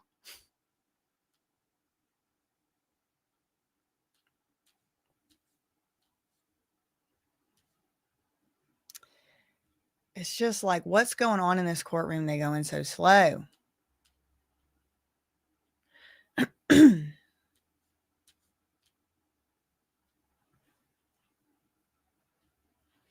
haven't said nothing over here at the, 2 minutes. Finally, we get something over here. This is Washington Post, Wesley Parnell, 2 minutes ago. Diddy's highly profitable deal to promote Ciroc vodka and De Leon tequila soured because Diddy felt the beverage company was only using his ads in Black and minority neighborhoods. His former CFO testified. Diddy filed a lawsuit against Diageo alleging discriminatory business practices, which was settled in 2024. The former CFO was discussing the matter on cross-examination when prosecutors objected to the line of questioning, which ties into the defense's theory that many people treat Diddy unfairly because of his race, including the government and their prosecution. Remember, I had already mentioned this earlier. This is what they're trying to get at. Like, it's all because Diddy's Black. But again, I mean, I'm going to go with this lady's tweet, what she had said, wherever she was. Like, so who extorted, who bribed Cassie's mom, who kicked Cassie in the head? I guess that was Diageo too. That happened because Diddy was being discriminated against, I guess. Please. Agnifilo said 54 seconds ago, wasn't it security's job to be in close proximity with Diddy so no one would do something dangerous to him? Isn't that right? Ferguson said, right, that is their job. Okay, so let's talk about cash. What was the cash receipt form when it is used? For example, touring. So like you would do like a cash receipt in the instance of maybe touring.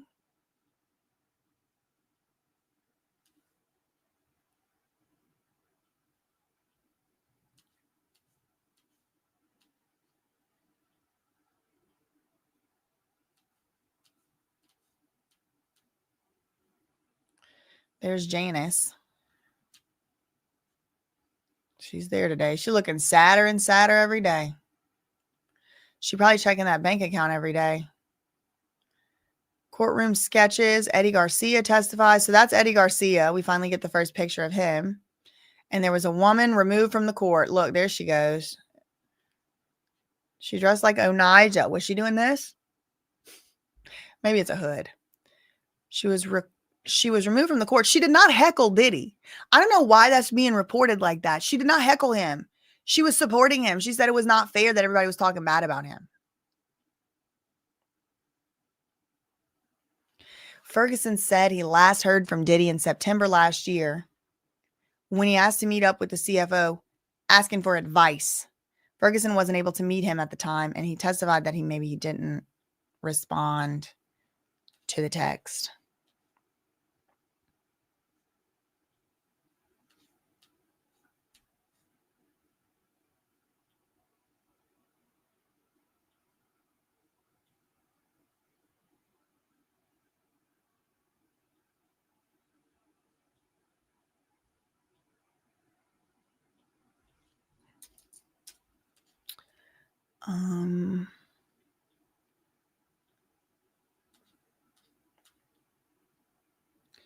Yo, what are they doing in here? It feels like time is like being stretched out.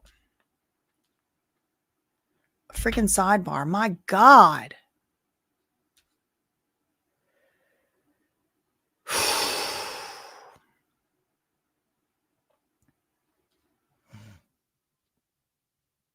Who's on the stand right now? It's the former CFO of a few of Diddy's businesses.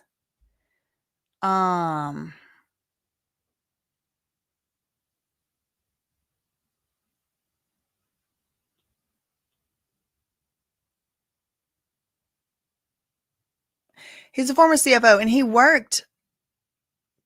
Yeah, this too. And he worked for Diddy for like almost 20 years. He was a former finance guy. I'm waiting for them to bring in the drug mule they arrested. Then we may see how Diddy learned some of his money. Did you mean earn? Diddy's staff better have made sure those cash receipts are signed by whoever received them, or the feds might start another investigation. Oh.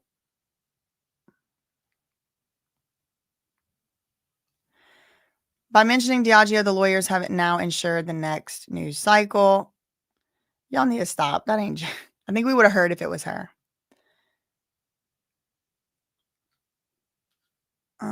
Derek Ferguson is his name. Good job, mods. Yes, shout out to the mods. Their links are down below.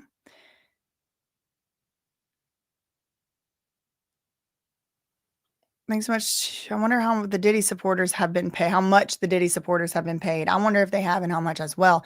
The court needs to instruct the courtroom artists not to draw the chaos actors that attempt disruption. I mean, I want to see them. Shout out to Belgium. Tried to DM you. Okay, thank you, Constantine, for the $2.49. I will check that out. Thanks so much for the 249 euros. Thank you to Measured Man for the $10 super chat. 50 not just trolling with the free Diddy shirts. Nah, he's about to be exposed too. Fleming's, Lee in Shreveport. If I get email, I'll send you our work. Okay. Fleming's, you mean the steakhouse? Lee in Shreveport. Yeah, send me what you got. Thank you so much for the $10 super chat. This is probably the most intelligent chat about the trial. Y'all are awesome. Seriously. Shout out to the smart people in the chat. What is the defense's plan with all of this Diageo information? I mean, I'm wondering. Oh, Flemings is our attorney. Okay. Oh. Measured Man got something going on in the back end. Okay.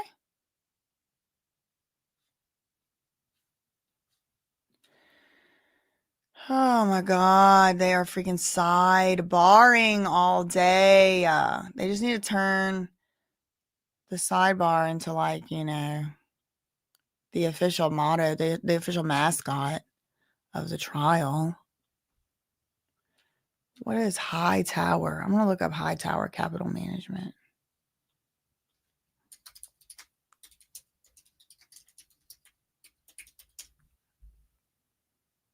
Hightower Advisors.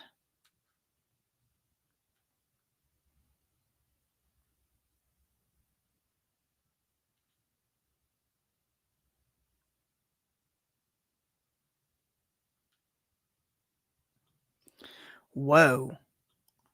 Is this them? Hightower picks up $3.3 billion New York firm. Capital Management Group of New York represents Hightower's first strategic investment of 2024.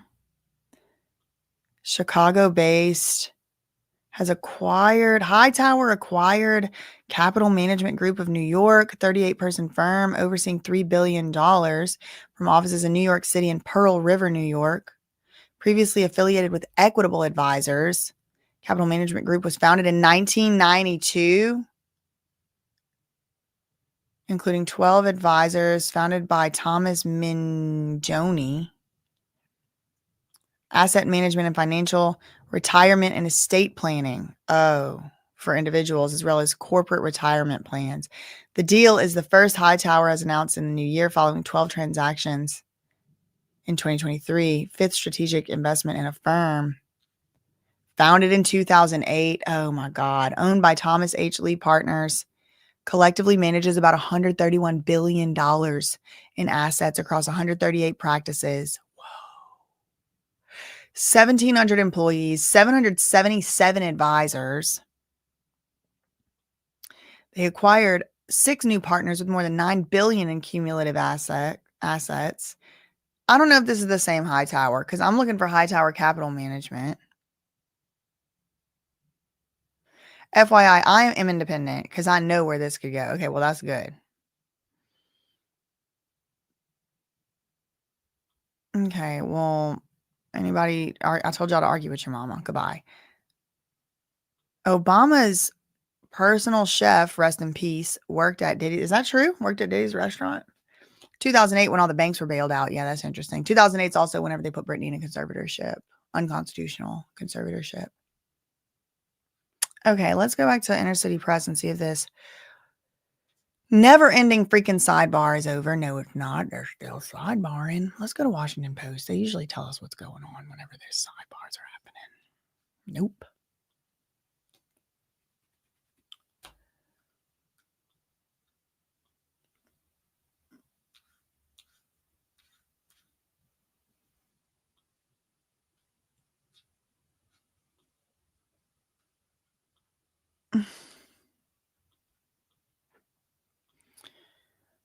Why? Why do we have to have 75 freaking... Agnifilo was referring only to Revolt. Diddy was not in one of the 5 board seats. So he wasn't on the board of Revolt. So I think they're trying to rescue Revolt from being seized by the government.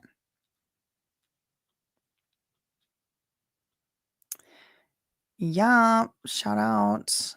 Great strategy on defense, claiming either they're not Diddy's or claiming that they're joint. If they're joint, they can't be taken in RICO because Diageo can't pay. It shouldn't be paying for Diddy's crimes. But what about his portion? Thank you, VP, for the €5. Celebrity Scandalous, the lady that had the outburst, she's there daily. She's usually in the overflow room. We call her MTA. She's harmless. The marshals know she's a regular. I don't think she's harmless. I think she's causing a scene. She's making, I think it's actually a crime to disturb court in such a way. And she shouldn't be doing that. I don't think it's harmless in any way, shape, or form. I think if you could do that and act like a animal out of the freaking zoo, then you could act like that in any other way. I don't think that's harmless at all. But thank you for the $5 super chat. And hopefully they start to control her ass in the overflow room and everybody else that's stewing outbursts, hopefully. Thank you to Eve for the £10 super chat. Thanks for the fabulous coverage. You are awesome from the UK. Shout out to the UK in the chats. Okay. Diageo also already purchased Diddy shares, so they're not going to be able to come out and get that. Revolt has employees as its shareholders. Okay, that's interesting. As Mims would put it, she's a stunt queen. Shout out to Mims. Bobo, this is a bigger operation than just Diddy. It was an international laundering scheme, also an influence campaign inflicted on the young people, black and white. True. It was an influence campaign, in my opinion. Shout out to the cousins. Aren't amphitheaters supposed to have layers of seats? Isn't that by like part of the definition? They're going to turn over every stone. I hope it's the stone bridge, but they will find that money. She wasn't harmless, Taz said. She was harassing Armand, telling him to slap her, taunting him as he tried to walk away. I don't know. I wasn't there. Okay, let's see. They're back, thank God. 11 seconds ago. Did you see anyone help Diddy commit crimes? No. Did you see anyone make the company stronger through coercion? Can you explain that? What do you mean by coercion? Listen, this man went to Harvard. You're not going to trick him.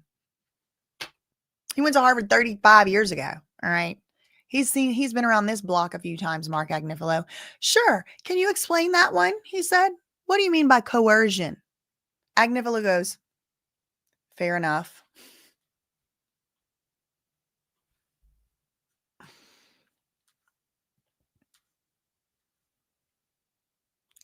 So did you see anyone help Diddy commit any crimes? He said no. Did you see anyone make the company stronger through coercion?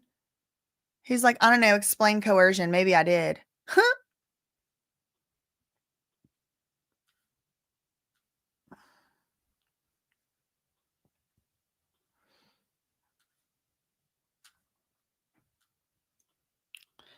Looking for some updates.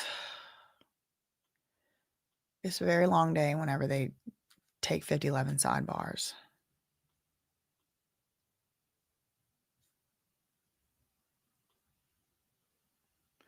It might be a historical thing.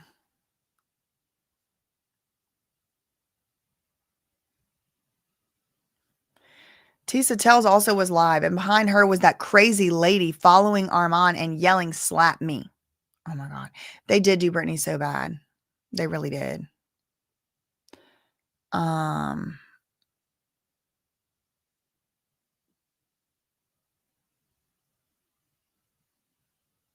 my God, she was crazy. So she's harassing people. That doesn't seem harmless.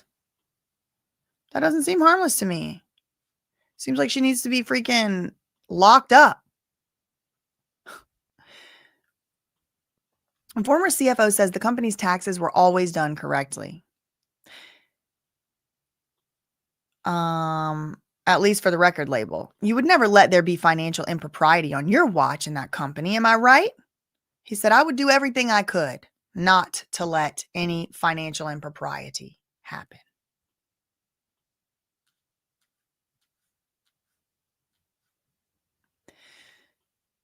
Did you ever see any coercion through sexual abuse or trafficking? No. You were there 19 years, Agnifilo said. How hard was it? He said, well, we were building it from scratch, so it was hard. A lot of long hours. Do you remember sending Diddy a text in November 2017? He said, no, I don't remember sending him a text in 2017. I'll show you, Agnifilo says. So then we got to wait 45 freaking minutes for Agnifilo to bring up an exhibit. Oh my God.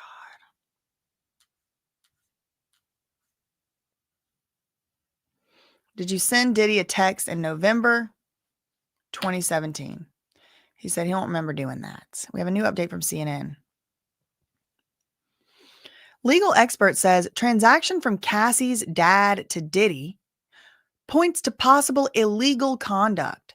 Bank statements revealing a $20,000 transaction from Cassie's dad to Diddy, shown during Combs Enterprises' former head of finance, Derek Ferguson's testimony, points to a possible illegal conduct, says a trial attorney, Misty Maris.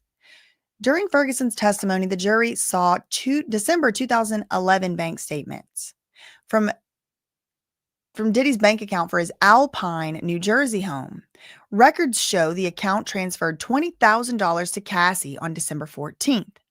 And then an incoming wire transfer from Broderick Ventura for $20,000 on December 23rd. The records also show that the same amount was then returned to Cassie's dad on December 27th. This analyst said the illegal conduct becomes apparent if you recall previous testimony from Cassie's mom, Regina, where she talked about this specific transaction. Now, this makes us look back. This makes us look back to Cassie's mom's testimony, where she was asked by Diddy for $20,000 in exchange for not putting out explicit videos. And remember, Cassie called this blackmail materials. And because she thought Diddy was going to hurt her if he didn't receive the $20,000. So there you have a business transaction through the company that links directly back to what would be considered illegal conduct, this lawyer explained.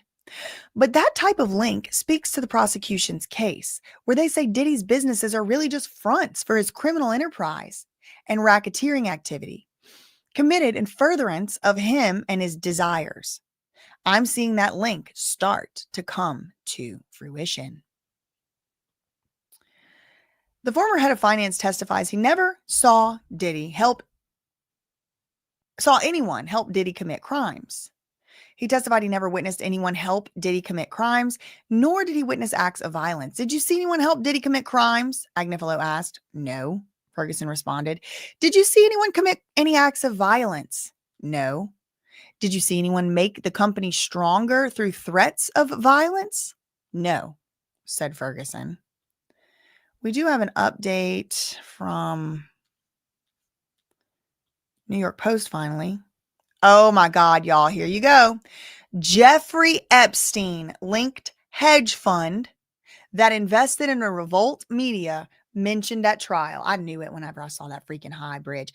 The hedge fund, High Bridge Capital Management, which dead sex predator Jeffrey Epstein reportedly invested in, came up during today's testimony from the Bad Boy Records former executive Derek Ferguson. The investment company was purchased by JP Morgan Chase in 2004, and it owned part of Diddy's media company, Revolt. Now, you know what's interesting? Hot Josh! Hillary Clinton used Revolt Media to propagandize that she kept hot sauce in her bag. Also, you'll remember Hot Sauce in My Bag Swag was a Beyonce song from the Formation album or the Lemonade album. I got hot sauce in my bag swag, right? So Hillary Clinton playing on the popularity of the hot sauce in the bag. Charlemagne asks Hillary Clinton in 2016 while she was, I did a whole video on this, by the way, and Marina Abramovich makes an appearance. The whole thing about hot sauce, I'm serious, hot sauce. I keep the hot sauce in my bag, hot sauce. That was shrieked into a Revolt Media microphone. And so now we're being told that it was a Jeffrey Epstein linked hedge fund that invested in Revolt Media all the way back in 2004. Isn't that interesting? Also, 2004 is right around about the time that Vote or Die started. There's a lot lying right underneath the surface if you just look. This investment company, purchased by JP Morgan Chase in 2004, owned part of Diddy's company, Revolt TV. They had a say in a lot of actions of the enterprise. Epstein invested $10 million in 2019, or he invested $10 million into Highbridge, the Wall Street Journal reported in 2019. The disgraced financier who allegedly unalived himself inside of a Manhattan lockup while awaiting trial on ST charges also had long-standing ties to Highbridge's billionaire founder Glenn Dubin, according to reports. Jeffrey Epstein burrowed into the lives of the rich and made a fortune. Now jailed, so he isn't even unalive yet. A group of super wealthy clients, including Les Wexner. He built more than $500 million, leveraging unusually close relationships with a small group of rich and powerful individuals over decades. He became deeply entwined in the financial lives of his clients, who put him in charge of their charities, placed his name on deeds for their properties, and let him control their savings accounts. Whoa. Okay, so let me see if I can put this into the Wayback Machine to get the article.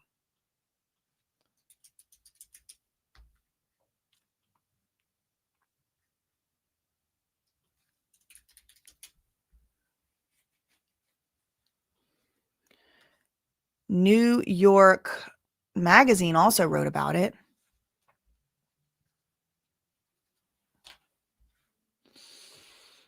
Jeffrey Epstein's hedge fund bets gone bad. Much of convicted S-offender Jeffrey Epstein's wealth remains a mystery, and the cursory financial disclosures he made in the ST case didn't shed much light on the matter. One thing is becoming clear. Epstein endured some financial fiascos along the way to amassing what prosecutors now say was a $559 million fortune that apparently also included some diamonds tucked away in his now cracked open safe. There's still no evidence he was ever the world-beating hedge fund manager he professed to be. And moreover, his financial disclosures were unverified and unaudited. The district judge said at his bail hearing. However, those disclosures do show that his assets included $195 million in hedge funds and private equity, though the names of the funds weren't given. Also not mentioned in the disclosures are some troubled hedge fund investments, including the loss of tens of millions of dollars. The biggest was an $80 million bet he made between 2002 and 2005 in a hedge fund called DB Zwirn Special Opportunities that was shut down in 2008 after accounting irregularities triggered the SEC to investigate it. The investment was closely tied to a network of friends and supporters. It was launched by Dan Zwirn, a former senior portfolio manager at Highbridge Capital Management, a hedge fund founded in 1992 by longtime Epstein pal Glenn Dubin.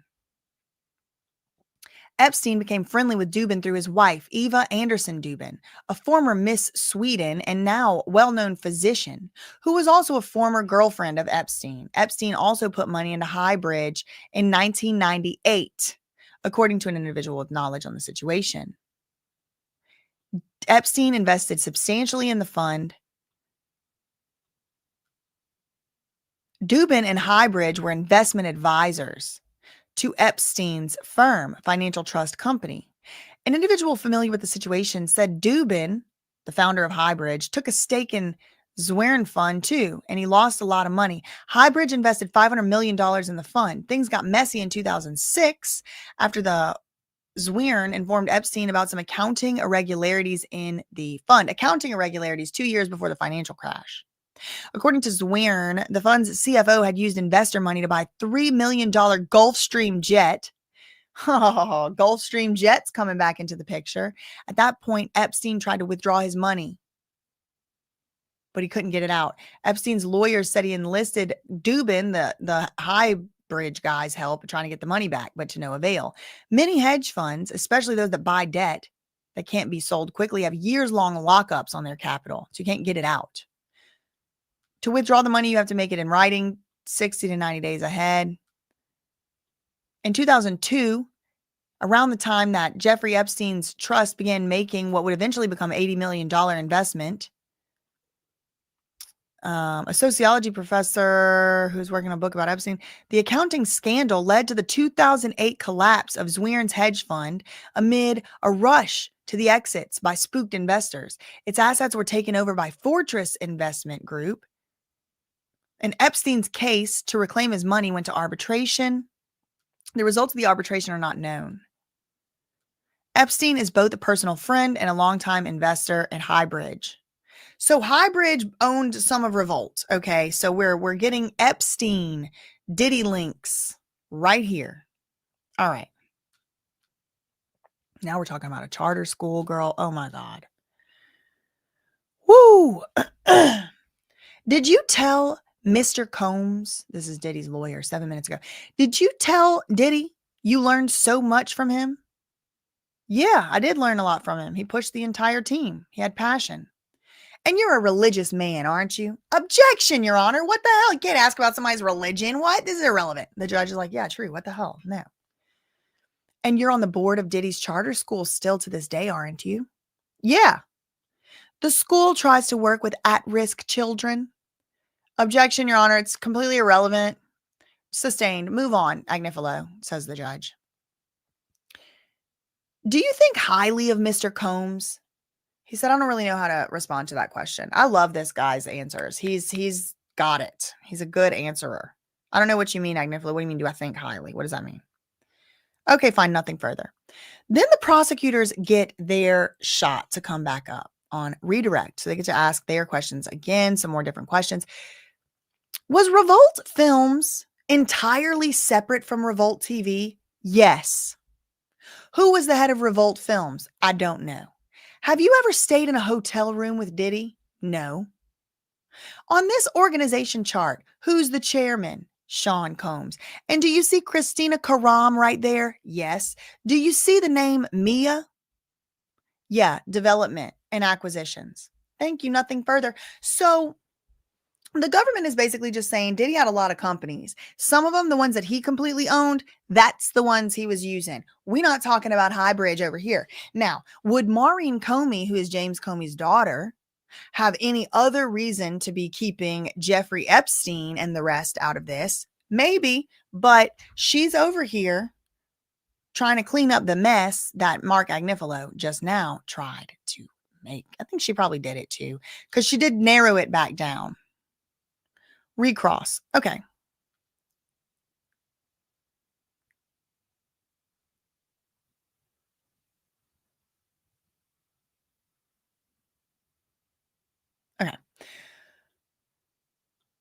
Agnifilo comes back up trying to remake the mess all over again. And you didn't go to his home or his hotel because that's his personal life, right? Objection, Your Honor. Sustained. What else do you need to ask Agnifilo? He's like, nothing else. Jurors, you may go. All rise. But we're already arguing about some more things in here. The assistant U.S. attorney said, with Jane tomorrow, we want to avoid the type of accident that happened with Mia. So we want the public screens turned off. We want to avoid a situation where accidentally a non-redacted version goes up. The judge said that's fine for Jane's testimony only. So because the public did not know how to freaking act, everybody has to suffer because those idiots didn't know how to act.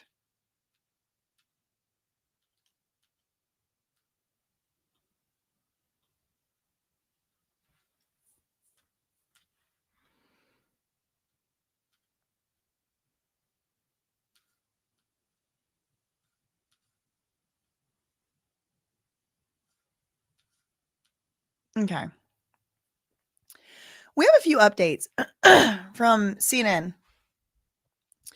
7 minutes ago, CNN.com, defense attorney asks Ferguson if, this is the former CFO, if he saw anyone enhance Diddy's reputation through acts of stitution. Did you see anyone enhance Diddy's reputation or the reputation of the business through acts of stitution? No. Did you see anyone enhance Diddy's reputation or the reputation of the business through ST or forced labor? No. The judge sustained an objection from the government to that question. So he said, you don't count that answer or that question. 5 minutes ago, CNN.com, former CFO testifies about Diddy's work ethic. He testified that working with Diddy was hard work since they were building a business from scratch. He recalled working long hours with lots of talented people. We all felt that there was a mission to be great, to represent ourselves in a certain way. The employees were a very close-knit group, especially in the beginning. Did you learn anything from Diddy? Agnifilo asked. Yeah, actually, I did learn a lot from him. He had a great business mind, and I think he put his mind to something and really set a high, aggressive goal, and he was not afraid of that goal. And I think that's something you can learn from. He just worked constantly. His passion for what he did was really high. So his work ethic and the number of hours he put in was something that really pushed the entire team. He ended his testimony, and the judge dismissed the jury, but they stayed on the stand arguing. Former finance head, this is CNN.com 3 minutes ago, asked how he feels about Diddy now. Here's how he responded. A pause for several seconds before shaking his head. I don't know how to respond to that. Agnifilo then asked if Ferguson has a positive view of Diddy based on his own direct interactions with him. Agnifilo then withdrew the question and asked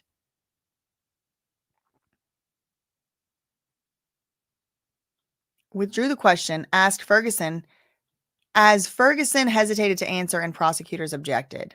The prosecutor is now questioning him on redirect. We have two updates from NBC News. Combs' ex-finance chief says he tried to keep track of company taxes. Amid questioning from Agnifilo, Ferguson said Diddy's personal and business expenses were kept separate and tax records were closely monitored. I would do everything I could to make sure financial impropriety did not happen. Former CFO says he didn't see evidence of these alleged crimes. He doesn't know of any specific crimes that Diddy might have committed. Agnifilo asked Ferguson several questions, inquiring if the witness had ever seen Diddy commit an act of violence, SA, use coercion, or enlist the help of an employee to commit an illegal act. Each time, Ferguson said no. He probably already gave the prosecution all it really needed from him earlier in the testimony when he confirmed that a $20,000 payment was indeed made from Ventura's dad to Diddy. We have three updates from Washington Post. This is Wesley Parnell from 18 minutes ago. We're in a weedy stretch of financial testimony from the former CFO, Derek Ferguson, as the defense tries to undo prosecutors' portrayal of Diddy Diddy's business as a vast network of cash-heavy enterprises. The debate is central to the racketeering charges against Diddy. Did he use his business network as a tool for extortion, or did he run it legitimately? Under cross-examination, Ferguson testified that a team went through expense statements every month, determining what was for business and what was personal. Quote, "For your entire time, 19 years," Agnifilo asked, "did anyone not pay the taxes they were supposed to pay or do something they were not supposed to do?" Ferguson said he would have never intentionally have allowed fraud at the company. 11 minutes ago, Tuesday, this is Ann Brannigan, Washington Post. Tuesday's testimony from former Bad Boys CFO Derek Ferguson is certainly dry compared to this morning when a hotel guard described Diddy pulling $100,000 in cash out of a brown paper bag to buy a surveillance video in which he was caught brutally attacking his girlfriend. If there was one non-lawyer in the courtroom who remained fully engaged while Ferguson discussed financial details, it was Diddy. He intentionally watched his lead counsel, Mark Agnifilo, cross-examine Ferguson just before the court called for a sidebar discussion. 3 minutes ago, Ann Brannigan, it makes sense that defense attorney Mark Agnifilo would spend some time cross-examining Derek Ferguson about his perspective on Diddy. Ferguson worked with Diddy for nearly 20 years in various parts of his business empire, serving as chief financial officer for Bad Boy Entertainment, and later chief executive at the media company Revolt, which was owned in part by the fund that was started by Epstein's friend or whatever. Testifying under a subpoena, he is the first Combs employee at the trial to say he never saw Diddy be violent or break the law. Did you see anyone commit crimes? Did you see anyone make the company stronger through threats of violence? Ferguson said he had not. Did you see anyone enhance Diddy's reputation through institution? No, said Ferguson.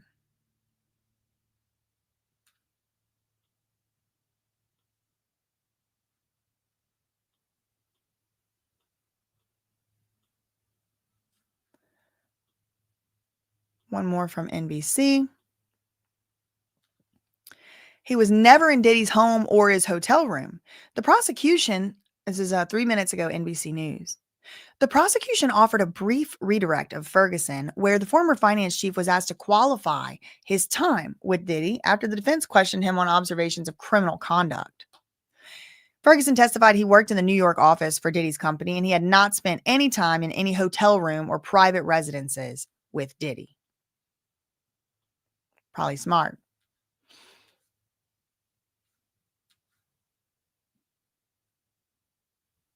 Okay.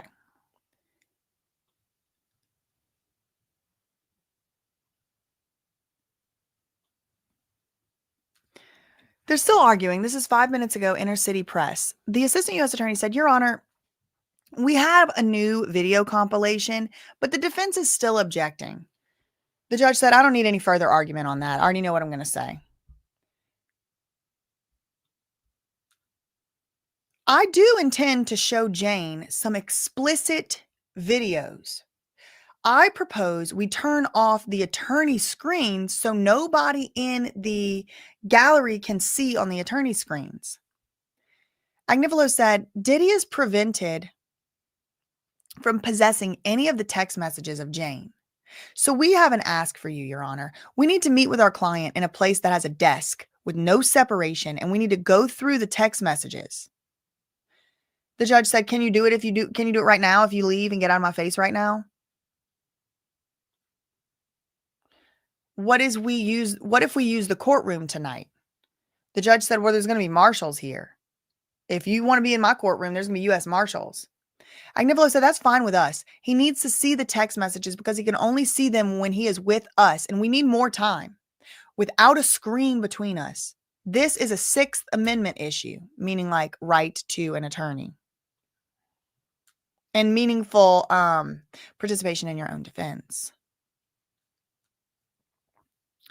These text messages, the assistant U.S. attorney said, Your Honor, these text messages were produced in Rule 16 discovery. They've had the text messages for months. We expect the direct examination of Jane to run to Monday, so they're going to have the whole weekend to work these text messages out. Are the texts sensitive? The assistant U.S. attorney said, yes, there's nudity in them. A paralegal needs to sit with Mr. Combs. So Diddy wants the naked text messages. The prosecutors are saying they're going to take all damn day. They're going to have the whole weekend. They're going to have time, Your Honor.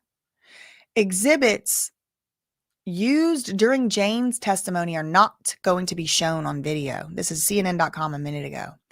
The exhibits admitted into evidence during Jane's testimony are not going to be shown on the video feeds to the public. Jane, one of Diddy's accusers who's using a pseudonym during this trial, is expected to take the stand tomorrow. The judge granted this request from Maureen Comey, the prosecutor, and she said it would help avoid the risk of Jane's identity being revealed. She said there's going to be a significant amount of exhibits, and they include text message threads, and this is going to be shown to the jury. The judge did side with her and say that's fine. Jury is done for the day, but the attorneys stay to hash out the details for the week. Prosecutors are concerned for the identity of victim 2, who is referred to under the pseudonym Jane. They are requesting that her face isn't shown in the public overflow rooms to avoid publicly outing her. And who outed her? The overflow idiots. So whoever's in there acting a fool, which I know it's not everybody, because like the regular journalists are just in there too. And some of the YouTubers that would never do that stuff. They're requesting that. Now they already made this request with Mia, and the judge did not allow it. But then Mia's identity was leaked. So the judge is allowing it now for Jane.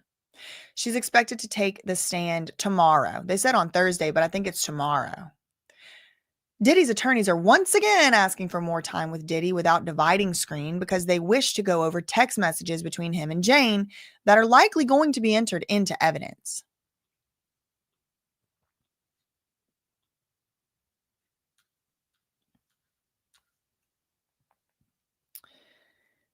Agnifilo said, "We just need a solution, Your Honor."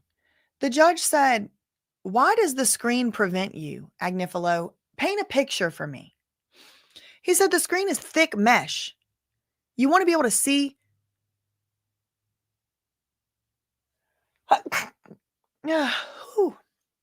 The screen is this really thick mesh. I need to be able to see my client, and I want to use the highlighter. The judge said, "There's time in the courthouse, 7 in the morning to 8:30. That's an hour and a half. And then after, that's fine. You don't need all this time, Mark. I don't think you really need all that." So Mark Agnifilo don't like the screen, doesn't like a mesh screen.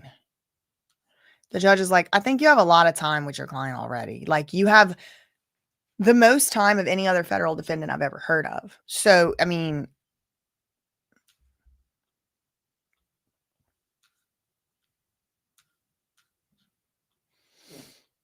checking into the Washington Post. Check into the Independent.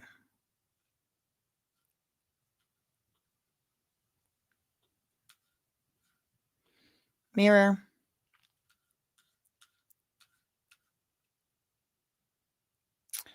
Discussion continues over finances.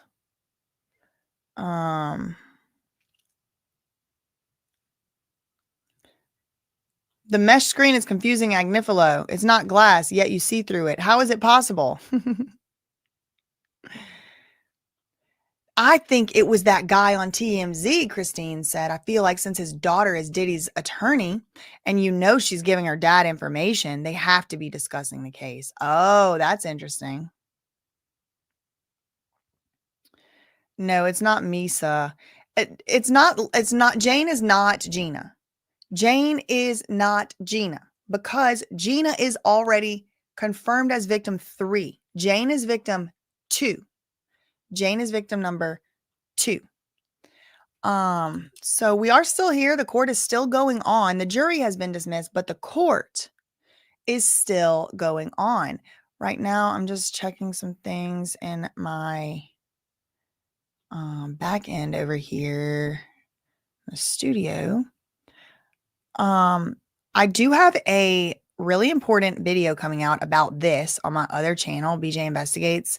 After this is over today, it's about the AstroTurf. It's about the Diddy AstroTurf from Hell campaign. And Hold on. And it's about the fake news of it all and how I think that these AstroTurf and the fake news and the fake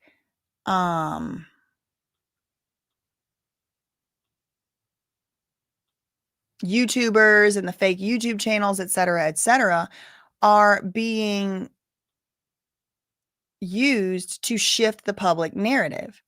So when's this premiere? Let's see.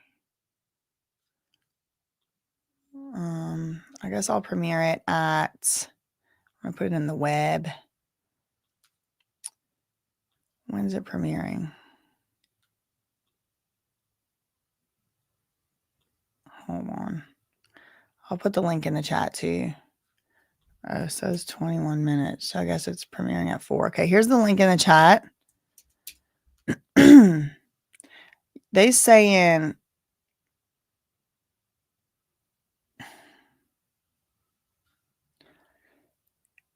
Al or AI?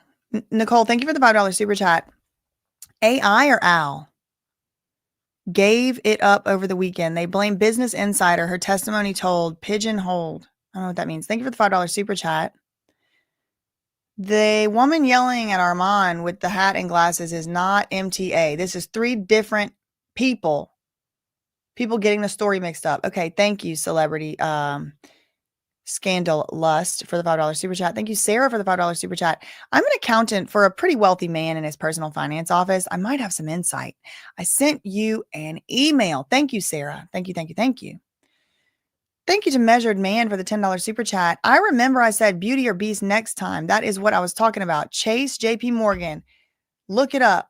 Don't sleep on us. Charlene the Goddess.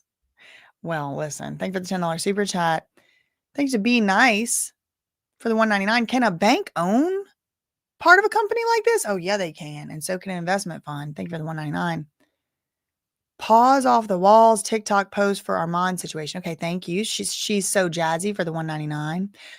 Wonder how Diddy explained to that CFO that $20,000 from Cassie's parents, huh? I'm wondering myself. Thank you, Reese Way, the Reese Way, for the $4.99 super chat. Shout out to Victoria Anderson for the $9.99. Thank you so much for the $9.99 super chat. Shout out to my Uncle Dut and the 504. Peace and blessings, madam. Yes, yes. Shout out to you. Thank you for the $1.99 super chat. Uncle Dut is in here, y'all. Measured Man, thank you for the $5. FYI, while focusing on Diddy, don't overlook Desiree's exposure. Trying to Brittany her daughter amidst what's coming. There it is. And right after that, Tory Lanez gets all stabbed up, gets poked up in prison. And it's all coming out now that maybe Tory Lanez story was all astroturfed TF out of by Desiree, Measured Man. I mean, I don't know if that's true. That's just what they were telling me yesterday in my chat. Thank you for the $5. Hudson Saint and Co. said, I don't know if anybody remembers, but Diddy randomly gave all his artists back their publishing last year.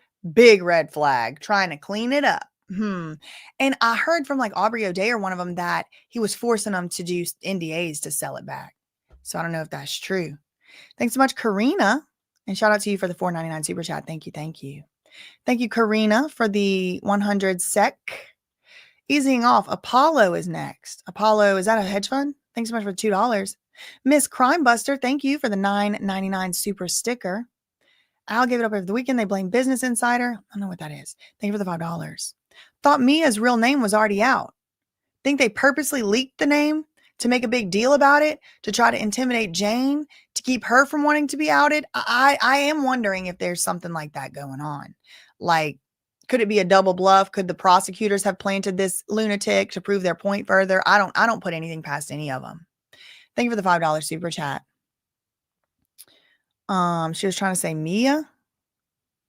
If I ever have another court case, I want BJ to do the dramatic readings of the testimony. Thanks in advance. Thank you, Pearl Snappy, for the $4.99 super chat. Monica has an Etsy shop. Oh, we should look at the Etsy shop tomorrow. We'll look at it on live. Shout out to Monica and congratulations opening her new Etsy business. It is linked in the live stream right now. Let's see. Let's go to Inner City Press and see if there's anything new, because I want to see what they're fighting about over there.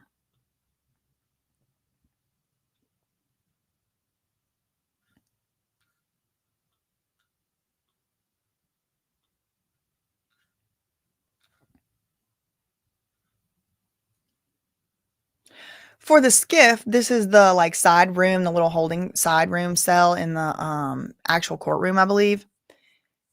The judge said we would need a special officer, special type of marshal or something. The courtroom would be better. We don't mind if there's marshals. The judge said there are marshal service issues. Like we don't just have like random like extra marshals just laying around everywhere for Diddy at his beck and call. 2 minutes ago, CNN.com gives us some more context. Defense asks to use courtroom to review text evidence with Diddy after trial days end. Mark Agnifilo asked the judge if the defense team can stay with Diddy in the courtroom after the trial days are over to review text messages that are going to come in as evidence during Jane's testimony. He said the time they have with Diddy just isn't enough, even though it's more time than anybody else gets with their client. Maureen Comey said the prosecution doesn't oppose the proposal, but she said the defense team has had those messages for months, and Jane's direct testimony is not going to be over until next week. So the defense has several days, including a whole weekend, to prepare with these text messages. The court marshals are working out whether it's possible for Diddy and his defense team to work in the courtroom for hours after the trial day ends.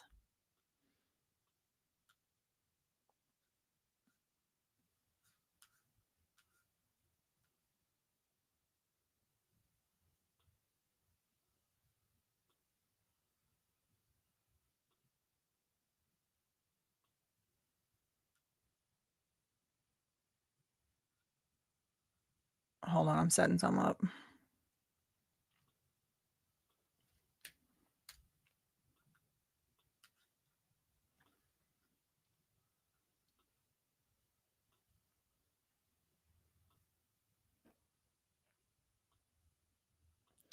I'm going to get back to Inner City Press. He's still updating, but I'm just doing something real quick in the back end as it were.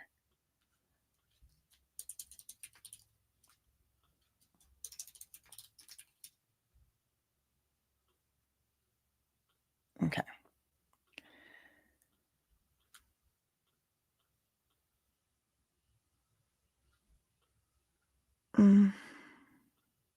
Okay, here we go. Inner City Press.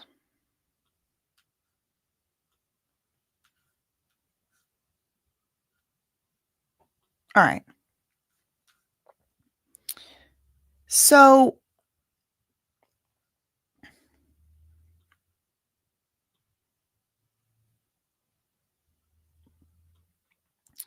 we still oppose the compilation video, Your Honor. This is Diddy's lawyers. The judge said it would be better if we had the original video. He looks to the assistant U.S. attorney and said, why don't we have the original video?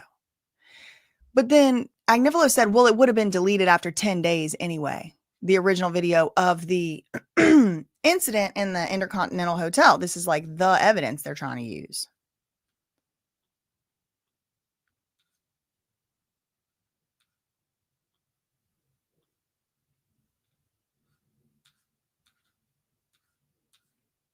Okay. Anne Brannigan, Washington Post, just now. Before adjourning for the day, the court discussed the upcoming testimony of Jane, a former girlfriend of Diddy, who the government says was ST'd by him. Jane, who is using a court-approved pseudonym to protect her privacy, is expected to take the stand this week. The government wants the courtroom video feed turned off while Jane is on the stand because it will display exhibits that include her real name and that of her son. The volume of documents is so great that the names cannot be redacted in time, the prosecutors say. It seems closed circuit video of Jane's testimony will be shown in the overflow room. Okay, so her face will be shown in the overflow room, but the documents are not going to be shown. Okay, so that's a clarification. Good to know.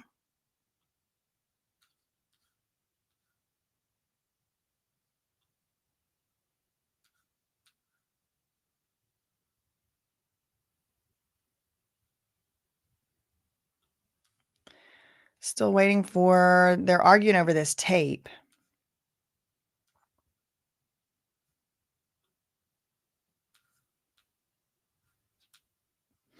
We still oppose the compilation video. And the judge is like, why don't we have the compilation video?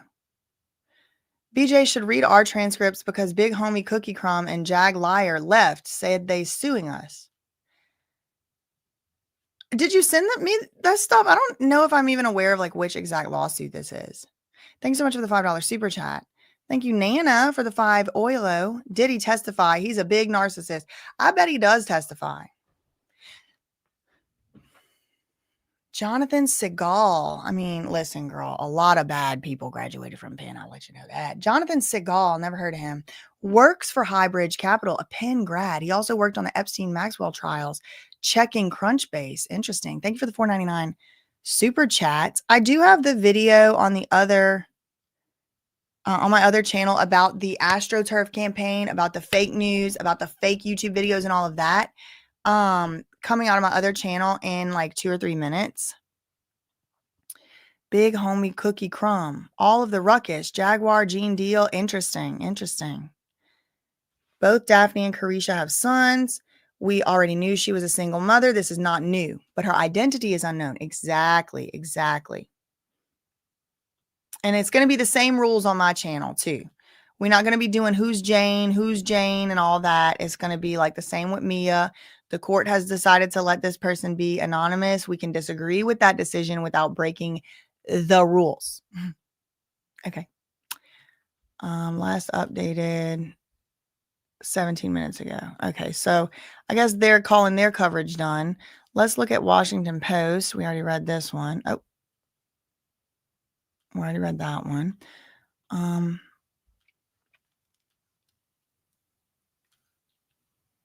Okay, hold on one second.